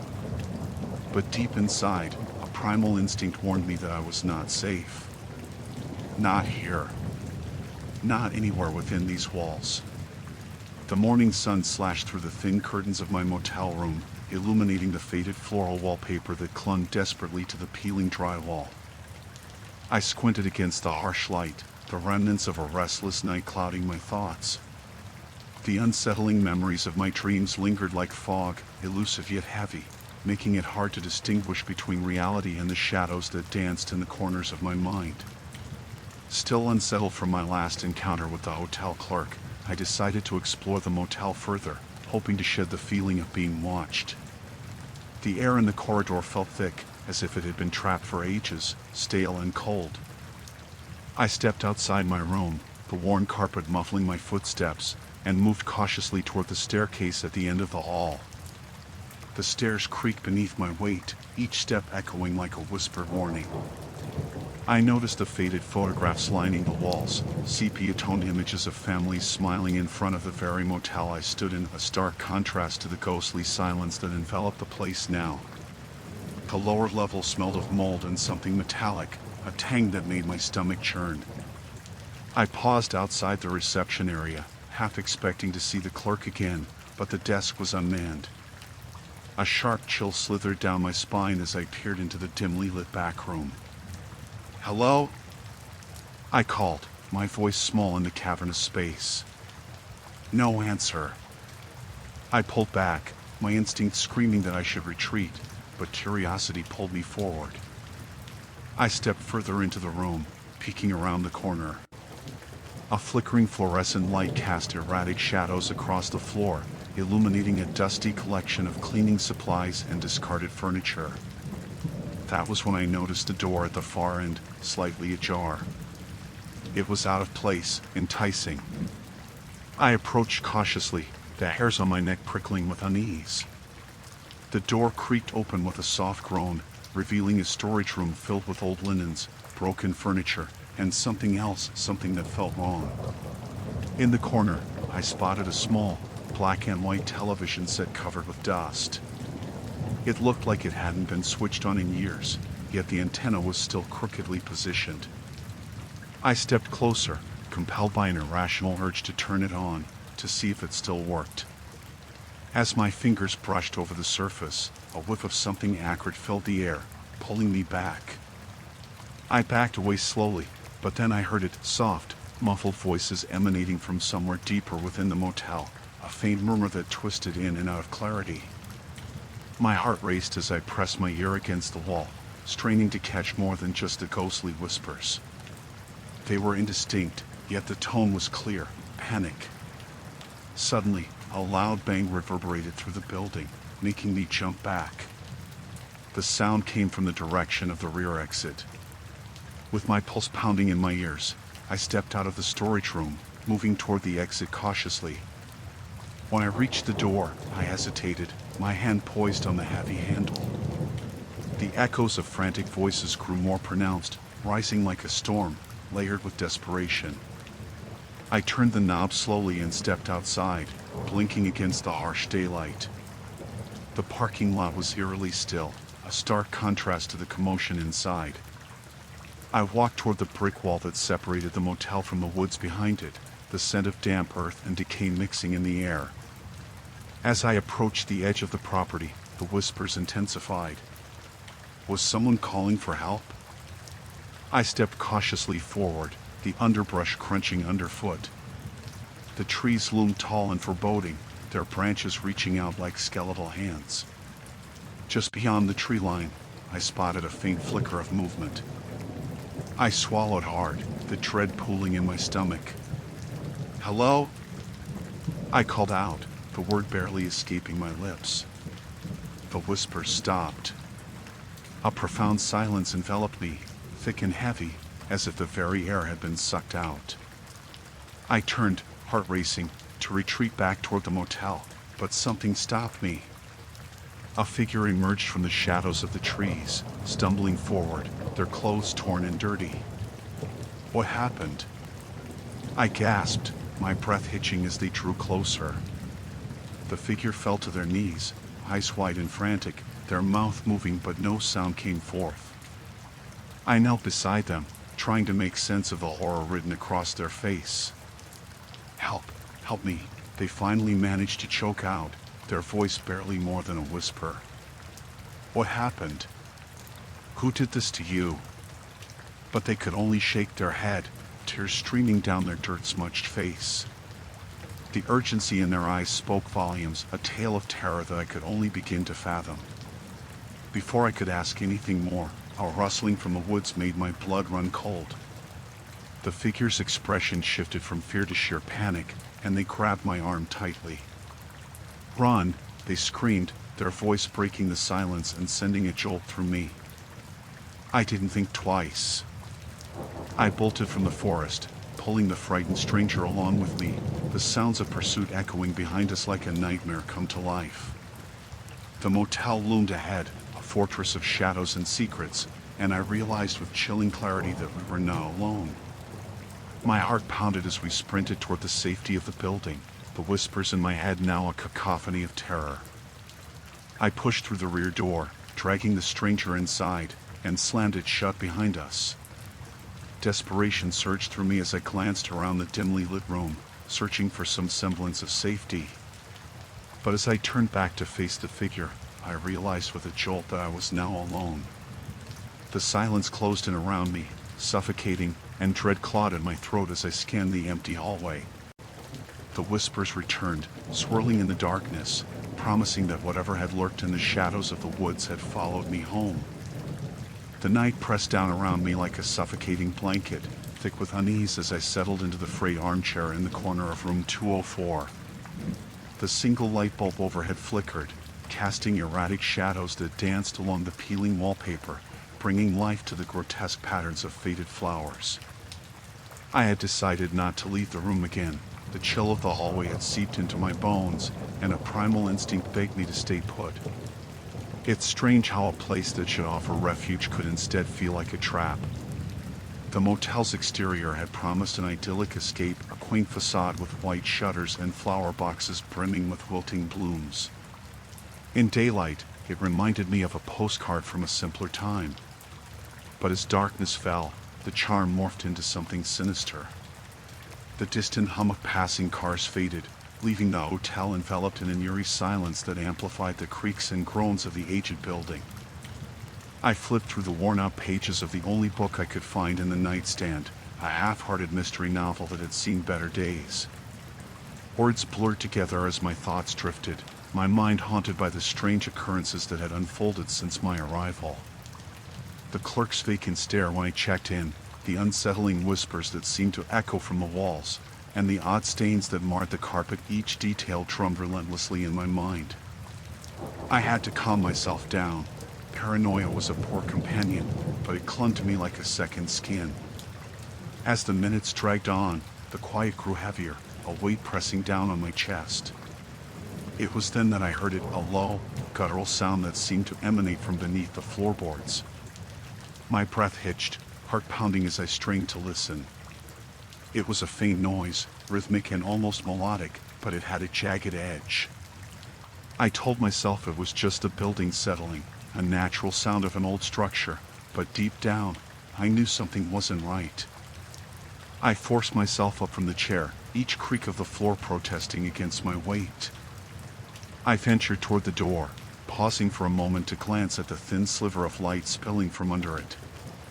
The hallway stretched beyond, shrouded in shadow, but I couldn't remain imprisoned in my own fears. Curiosity propelled me forward. The moment I stepped outside my room, the air felt different, charged. I could sense something lingering just out of sight, watching me. I peered down the corridor. It stretched endlessly, illuminated by an occasional flickering light. Each door stood closed, a row of secrets waiting to be uncovered. I took a cautious step forward, my footsteps muffled by the faded carpet. The sounds intensified as I approached the far end of the hallway. It was unmistakable now, an unsettling chant, low and rhythmic, almost like a tribal call. I squeezed my eyes shut for a moment, willing myself to believe it was just my mind playing tricks. But when I opened them again, the sound persisted, pulling me closer, deeper into the noir abyss of the motel. I reached a door at the end of the hall, its wood splintered and worn. I hesitated, instinctively pulling back my hand, but the sound was louder here, resonating through the crack beneath the door. Curiosity wrestled with caution, and I could feel my breath quicken as I knocked lightly, the sound echoing in the stillness. No answer. My heart thudded in my chest, a drum echoing the dread pooling in my stomach. I knocked again, harder this time, urgency creeping into my movements. Still, nothing. I leaned closer, pressing my ear against the cold wood, the chanting crystallizing into a series of words I couldn't decipher. It felt ancient, primal, a language lost to time. Abruptly, the sound stopped, leaving an eerie silence in its wake. I stumbled back, heart pounding, and turned to leave when I noticed a figure at the opposite end of the hallway. A man stood there, shrouded in shadow, his features obscured. Time froze as I stared, the air thick with tension. I wanted to call out, to ask if he had heard the chanting, but my voice betrayed me. He began to move toward me, slow and deliberate, and I instinctively took a step back. The flickering light overhead cast his figure in and out of visibility, revealing a patchwork of shadows and angles that made him appear more like a specter than a man. I felt a shiver creep up my spine, a deep-rooted instinct urging me to run. Before I could turn, he spoke, his voice a rasping whisper that slithered through the air. "You shouldn't be here." A jolt of adrenaline surged through me, and the instinct to flee overcame my fear. I spun on my heel and raced back toward my room, the echo of my footfalls chased by the strange man's presence. I fumbled with the key, my hand shaking as I shoved it into the lock. I could sense him behind me, a dark shadow lurking, and the oppressive weight of the hallway pressed in around me. The door swung open, and I dove inside, slamming it behind me. I leaned against it, breathless, heart racing. The silence of my room felt like a sanctuary, but I knew it was temporary. My mind raced as I glanced around. The book lay forgotten on the floor, the chair still in the corner. I was safe, at least for now. As I sank down onto the bed, I could still feel his gaze through the door, watching, waiting. The chanting had faded, but the echo of its existence haunted me. This place was not just a motel, it was a prism of darkness, and I was trapped inside its refracted horror. I had to leave, but the thought of stepping back into that oppressive hallway, facing whatever lurked in the shadows, filled me with dread. I lay back against the pillow, trying to steady my breathing. I needed a plan, a way to escape this nightmare. But as the minutes stretched on, I could feel the walls closing in, the darkness whispering secrets I was not ready to face. The air in the motel room was thick with a stench I couldn't quite identify.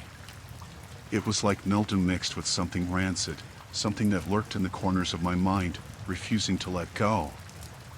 I had tried to convince myself that the disarray I had seen earlier in the hallway was just a trick of the dim lighting, a figment of my imagination brought on by fatigue and fear.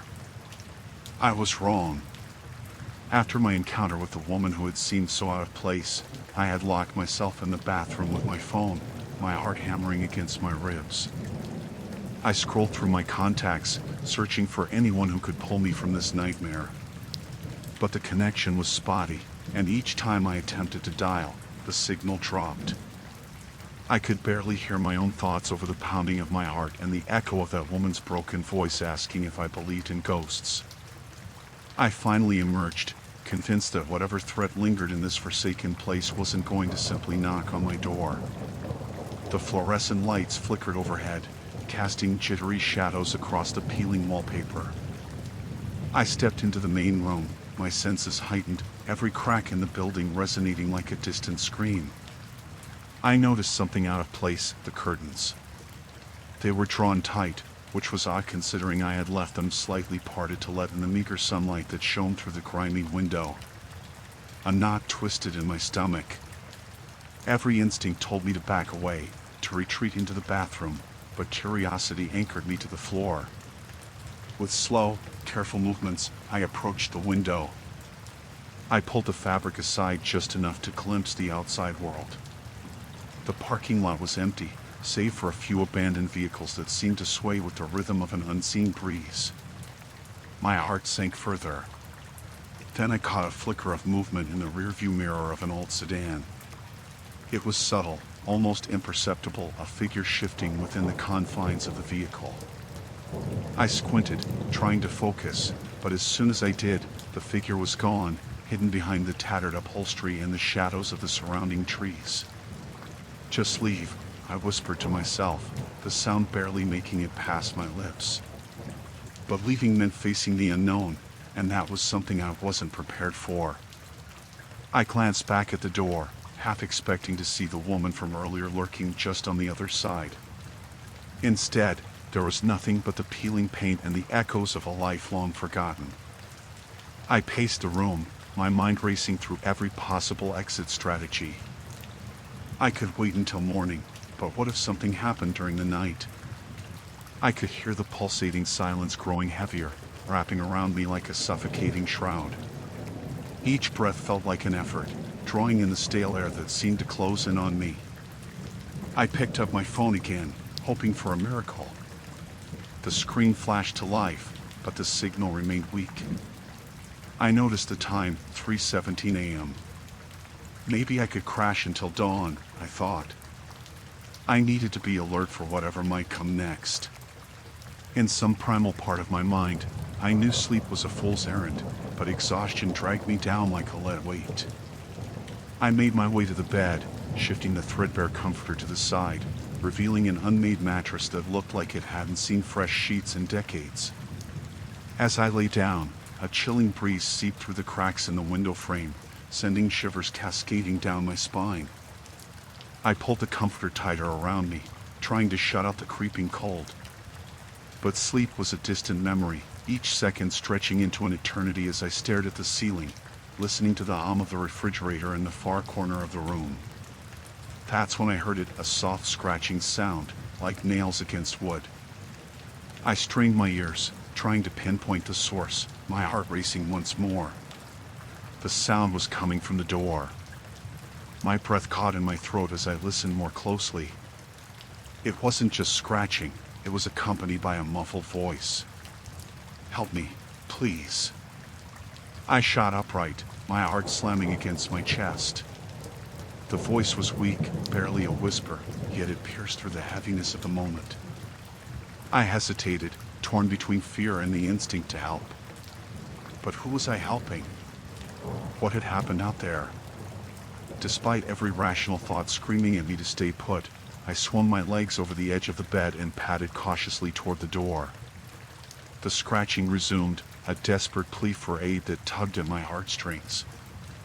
I put my hand on the doorknob, hesitating as I felt the cold metal seep into my palm. "Please, help me," the voice trembled again, more urgent this time. I twisted the knob, prepared for whatever lay beyond. I pulled open the door, bracing myself for the chaos that awaited. And there she was, the woman from before, her face pale and drawn, eyes wide with fear. "They won't let me go," she murmured, looking over my shoulder as if expecting a hidden terror to strike. I stepped back instinctively, heart pounding. "What do you mean? Who won't let you go?" "They're here," she said, her voice rising. "You have to run now." Before I could respond, she lunged past me, her hands grasping at the air as if trying to escape an unseen grip. I turned just in time to see a shadow dart across the room, a darkness that seemed to slither against the walls. My blood ran cold, and a primal instinct kicked in. I slammed the door shut, locking it as the woman's frantic screams echoed in my mind, drowning out the desperate scratching that resumed just outside. Story 6, Voices Unbound, The Exorcist's Curse. The wind howled through the trees, a mournful sound that seemed to echo the isolation I felt in the small, crumbling house I had inherited from my grandfather.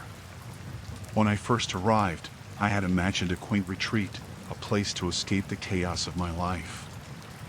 I didn't expect the oppressive atmosphere that clung to the walls like dampness. Shadows danced in the corners, lurking just beyond the candlelight, and there was a distinct chill in the air that nothing could dissipate. As night fell, I lit a few candles, their flickering flames barely illuminating the peeling wallpaper. The house creaked as if it were alive, sighing under the weight of years gone by, and I couldn't shake the feeling that I was being watched. The remnants of my grandfather's life lingered in every room, odd trinkets and faded photographs that seemed to stare back at me. I tried to dismiss the sensation as nerves, a result of the unsettling ambience, but it gnawed at me nonetheless. I had uncovered stories of my grandfather's peculiar interests in the local library, tales of his obsession with the spiritual and the arcane, whispers of rituals performed in the dead of night, and the mysterious disappearance of his closest friends filled the dusty pages. I should have taken those warnings seriously, but curiosity outweighed caution, and I found myself drawn to the remnants of his study. The room was dim, cluttered with books that had long been untouched. My fingers traced the worn leather bindings as I scanned the titles, many of which spoke of possession and exorcism. I shivered, not just from the cold, but also from the weight of the words. I had never believed in such things, but this place seemed to challenge my skepticism. In the far corner, I noticed a small chest, ornate and locked. The key was nowhere to be found, but I could feel its secrets beckoning me. That night, sleep came fitfully. I tossed and turned, plagued by dreams that morphed into nightmares. A figure loomed in the shadows of my subconscious, its face obscured but its presence suffocating. Whispers filled my ears, words I could not understand but felt etched in the very marrow of my bones. I awoke in a cold sweat, heart racing, and the house was eerily silent except for the sound of my breathing. The following day, I decided to explore the town, perhaps to find someone who remembered my grandfather. The streets were lined with old buildings, and as I walked, I couldn't shake the feeling of being observed. Faces turned away, eyes averted. The simple act of asking questions felt like an intrusion, and I returned to the house feeling more isolated than before. Days turned into weeks, and the house's grip on me tightened. I would hear soft murmurs at night, indistinct but insistent, and I often found objects out of place.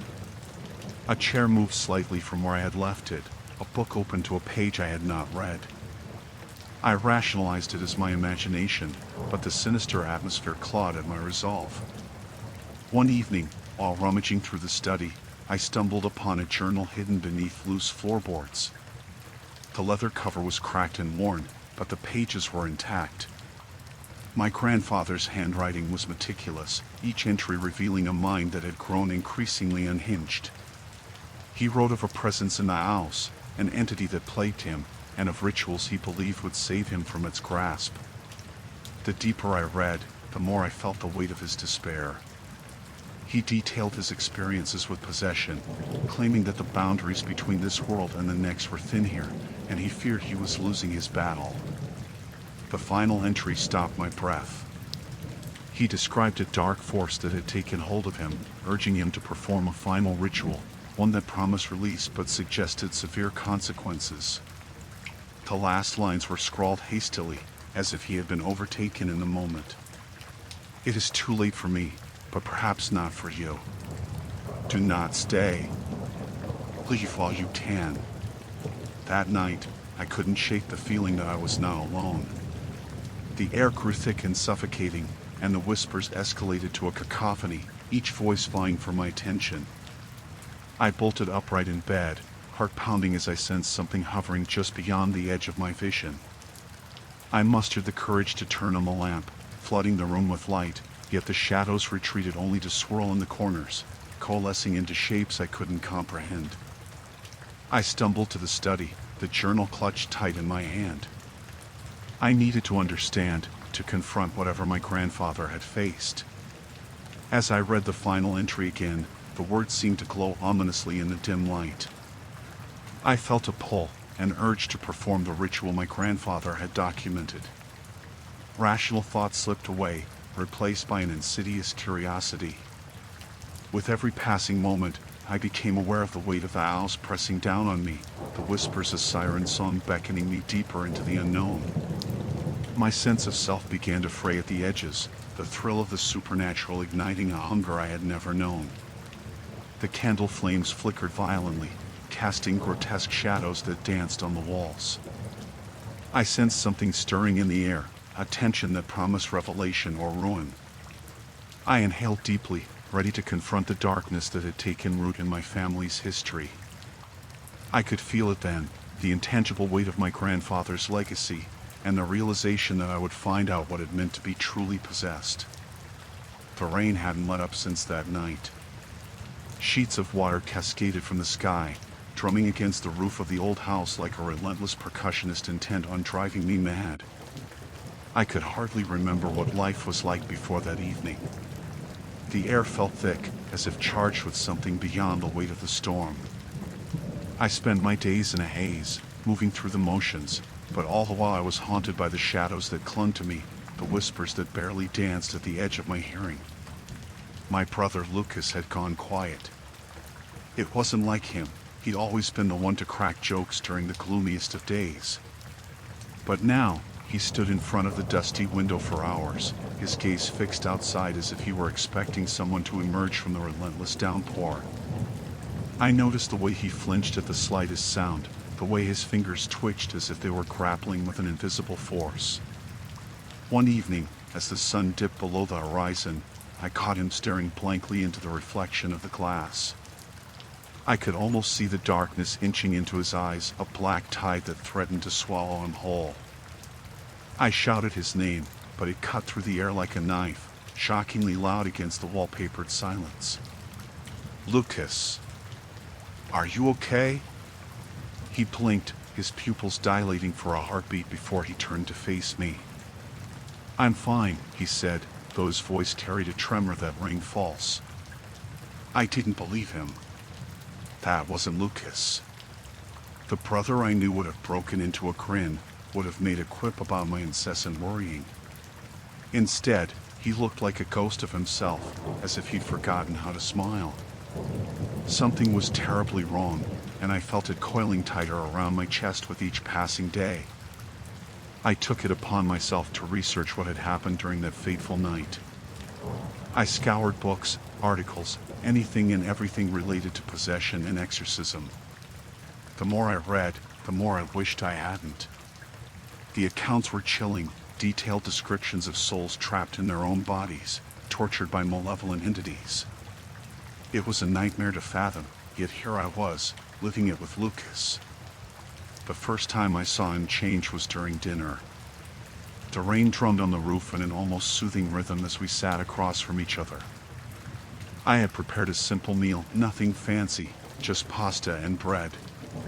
As I served him, I caught the barest hint of a smile flicker across his face, but it quickly morphed into a grimace. "Lucas, My voice trembled as I set his plate down.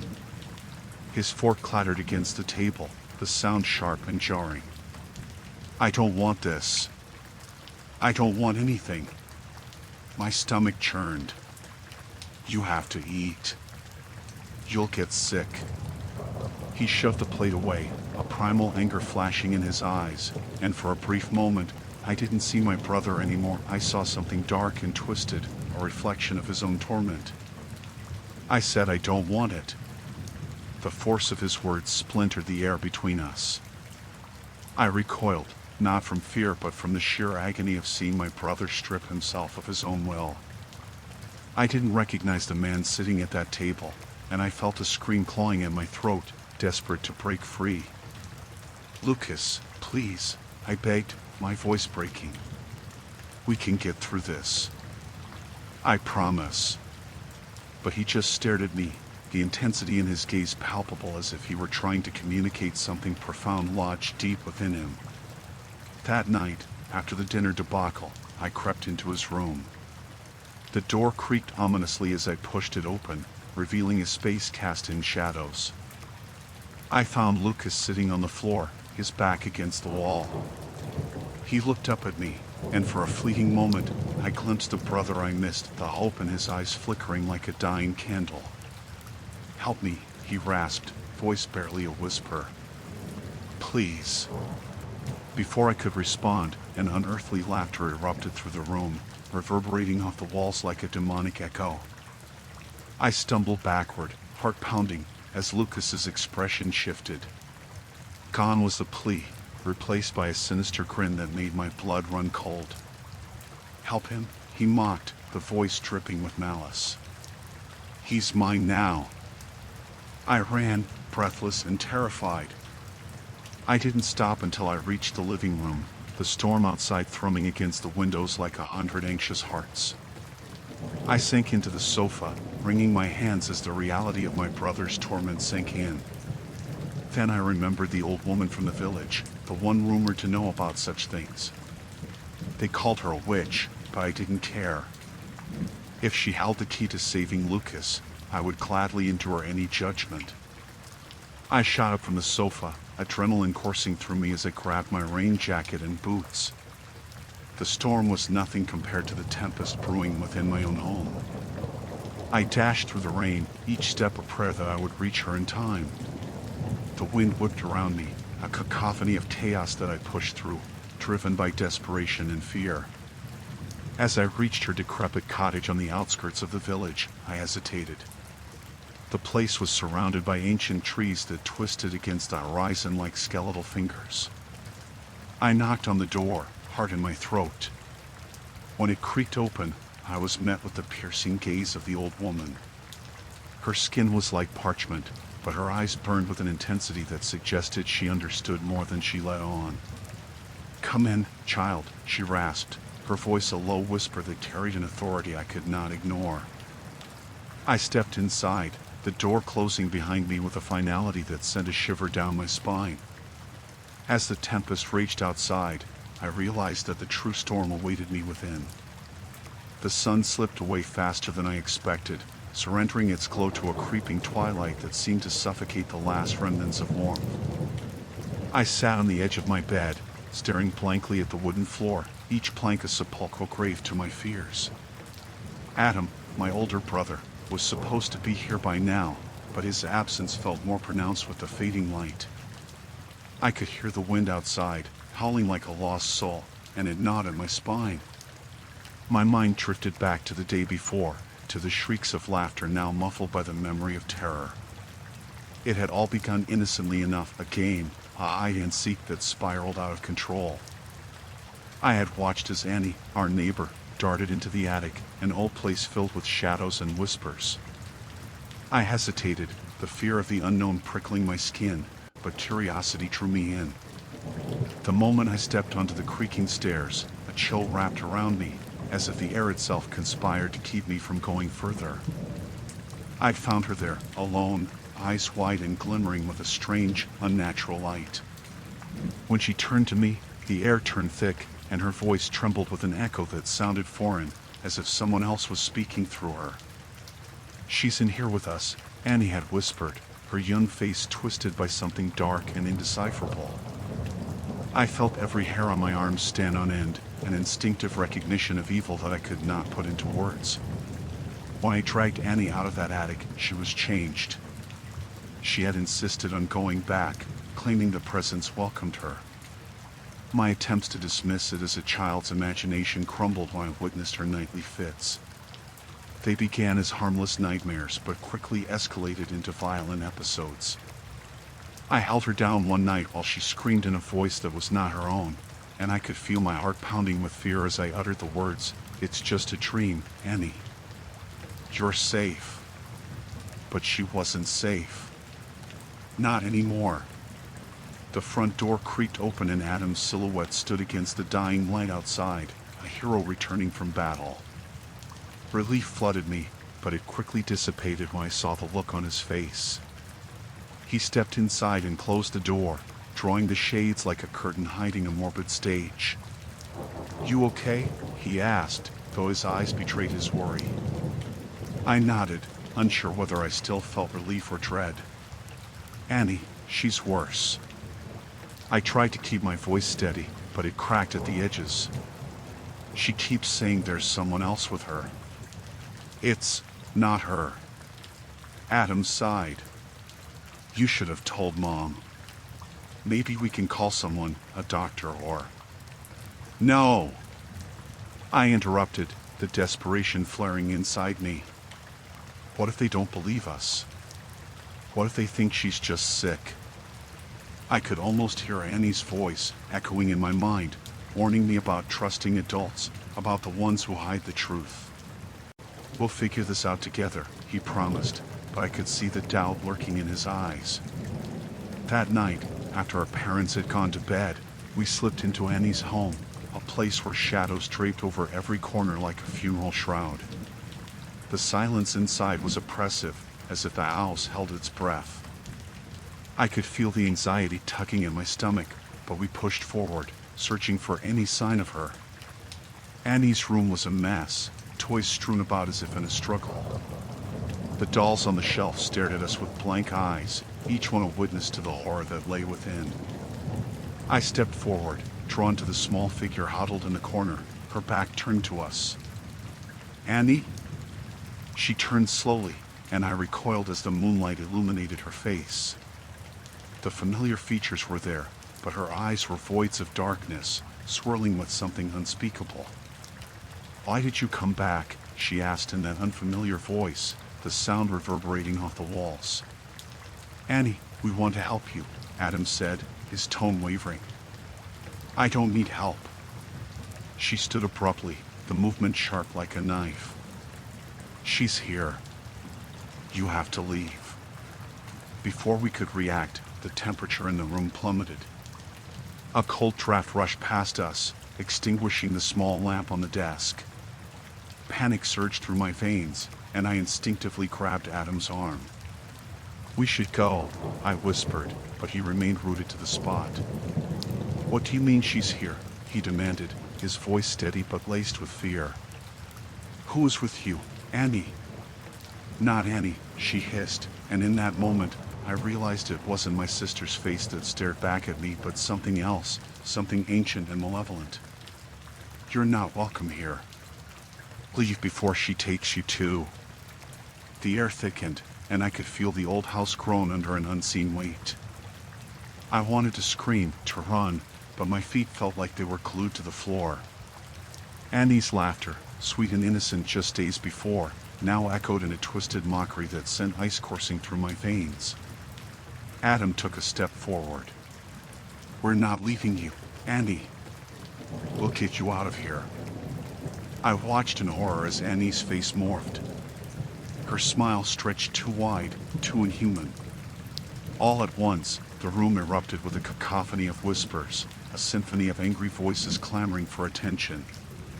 I glanced at Adam, and in his eyes, I saw the dawning realization that the little girl we had grown up with was gone, replaced by something that should never have existed. "We need to go!" I screamed, and finally, my legs sprang to life, propelling me backward. Adam hesitated for a heartbeat longer, but as the whispers crescendoed into a deafening roar, he finally turned and raced after me. We stumbled into the hall, desperate to escape the nightmare, yet I could feel the darkness clawing at our backs, hungry to drag us down into its depths.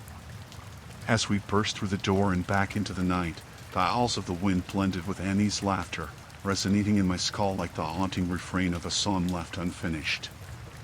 And as the door shut behind us, the world outside felt impossibly still, as if it waited, held its breath for the next act to unfold. The following days blurred into a churning tide of fear and uncertainty. I could hardly remember the last time I had a full night's sleep, my dreams now swamped with echoing whispers and shadowy figures. Each creak of the floorboards seemed amplified in the silence of the old house, a constant reminder that something was terribly wrong. My reflection in the mirror greeted me with hollow eyes, and I could feel the insistent pull of dread curling around my heart, squeezing tighter as the days wore on. It was on a particularly dreary afternoon that I received a visit from Father Martinez. He had been in and out of the house since the first incident, his presence both a comfort and a source of unease. I had grown to appreciate his calm demeanor, but each time he entered my home, I sensed an undercurrent of urgency, as if he were preparing for a storm. "Let's talk," he said, his voice low as he settled into the worn armchair in my living room. The air between us felt thick, charged with the weight of unspoken fears. I sat across from him, wringing my hands in silence. "The signs are becoming stronger," he began, his brow furrowing as he spoke. "This isn't just a phase. Whatever is happening to you, it's deepening." The words hit me like a cold slap, chilling my spine. I've seen cases like this before, but seldom have I encountered one so virulent. "We need to act. What do you suggest?" I replied, my voice quaking despite my attempts to sound resolute. The thought of confronting whatever had taken root inside me filled me with a terror I struggled to articulate. He leaned forward, his hands clasped together. "An exorcism. It's the only way to reclaim what has been lost. It's not without its risks. It can be painful, even dangerous. But I believe it's our only hope." Panic clawed at my throat. I had heard the stories, tales of failed exorcisms where the possessed were left worse than before, twisted and broken. I thought of my family, of what it would mean to put them through this. But the chilling manifestations had escalated, shadows moved in the corners of my vision now, and I lost time in disjointed fragments that left me gasping, disoriented. I can't put them through that, Father," I managed, shaking my head. "What if it makes things worse?" Father Martinez studied me, his gaze piercing and sympathetic. "Staying passive may give it the strength it needs to consume you entirely. The choice is yours, but you must choose wisely. You are not alone in this. I will be with you every step of the way." As the sun dipped below the horizon, casting long fingers of twilight into our conversation, I felt an unsettling stillness settle over the house. It was almost as if the very walls were listening, waiting for my decision. I took a deep breath, letting the cool air fill my lungs as I felt the weight of my choice press against my chest. "If we're going to do this, then let's do it." That night, I prayed for the first time in years, though I hardly knew what words to offer. I asked for strength, for protection, but mostly I begged for salvation from whatever had taken hold of me. The darkness had only deepened since Father Martinez had first arrived. I could feel it clawing at the edges of my consciousness, and I wasn't sure how much longer I could hold on. The day of the exorcism arrived with a sky so overcast that daylight felt like a distant memory. Father Martinez arrived early, bringing with him an assortment of items, holy water, candles, and a thick, dusty book that looked as if it hadn't been opened in decades. I watched as he laid everything out on the table in the center of the living room, a makeshift altar and a war room. "Are you ready?" he asked, his voice steady and resolute. I nodded, but my limbs felt heavy with dread. The house seemed to hum with an alien energy, the walls trembling as if alive. As we began, Father Martinez spoke in a low, sonorous voice, reciting incantations I couldn't understand.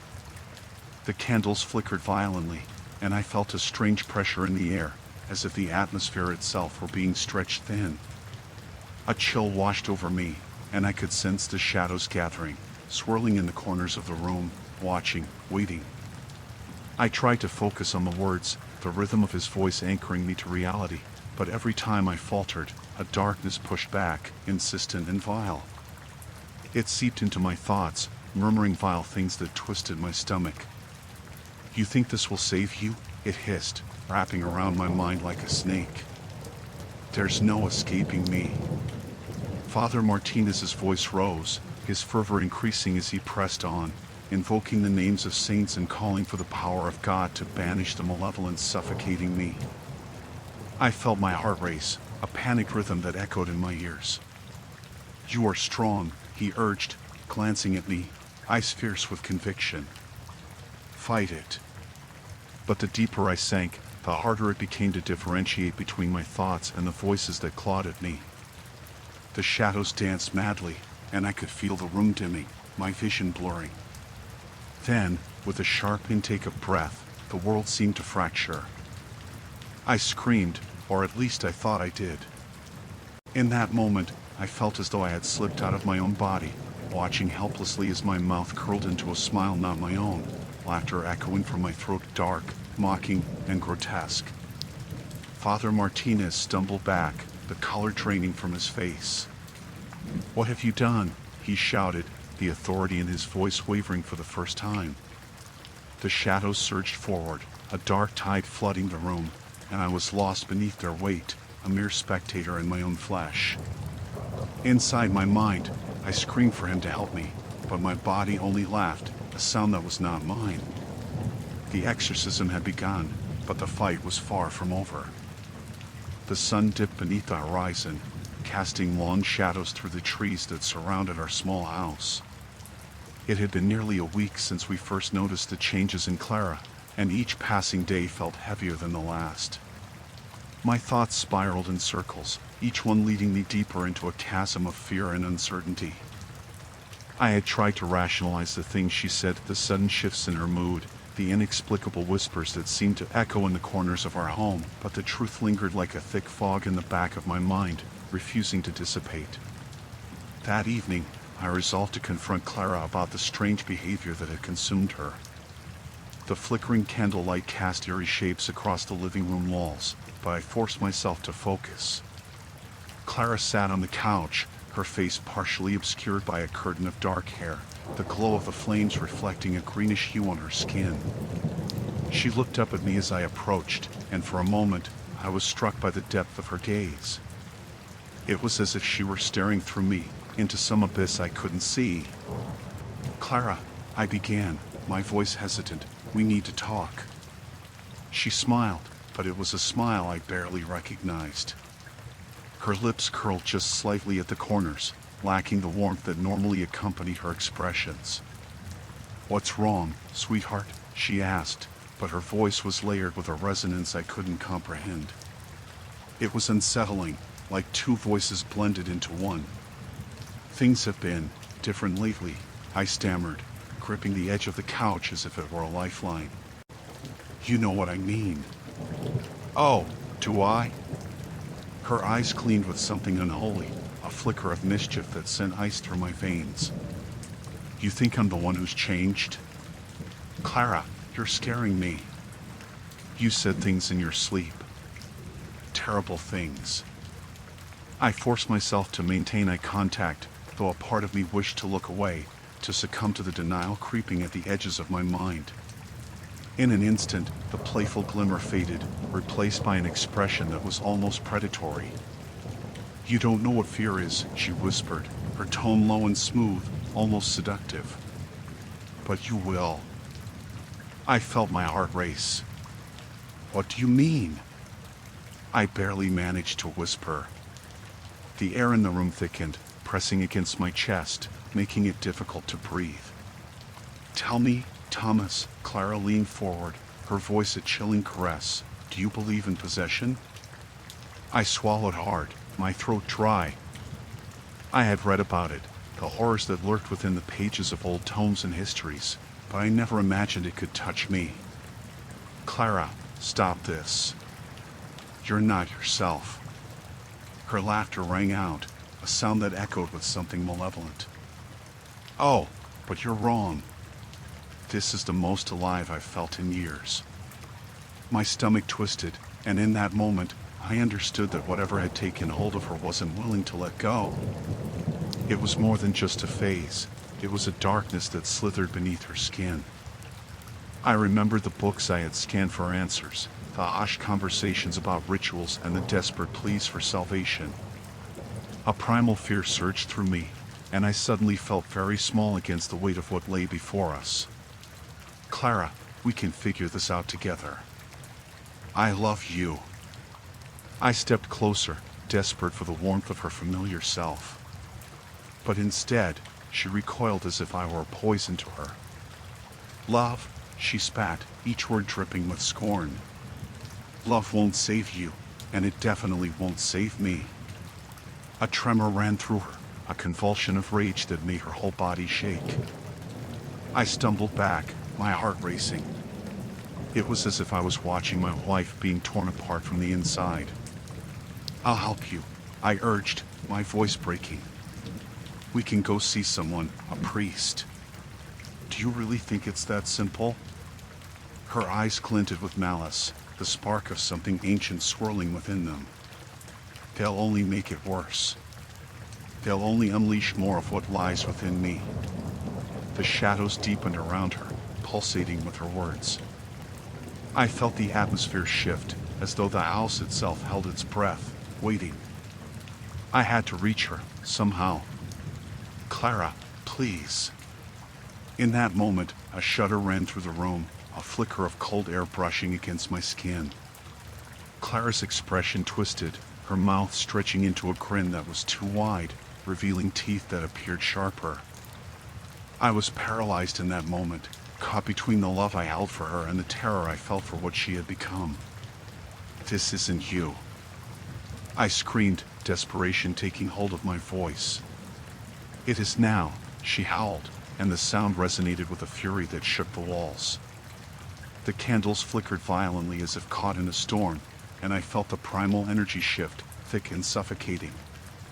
With a sudden burst of adrenaline, I turned on my heel, fleeing the room. I dashed to the study, fumbling through the cluttered shelves where the texts I had gathered. The pages crinkled beneath my fingers, revealing words that felt foreign and heavy. But I had no choice. I had to find a way to save Clara before the darkness consumed her entirely. As I searched, a chilling thought crept into my mind. What if it was too late? What if the woman I loved had already been lost? The walls of my sanity began to close in on me, and I could feel the weight of impending doom bearing down as I prepared to confront the unthinkable. I could save her, I told myself, clinging to the only hope I had left. I would need to summon every ounce of courage I had, even if it meant facing the darkness head-on.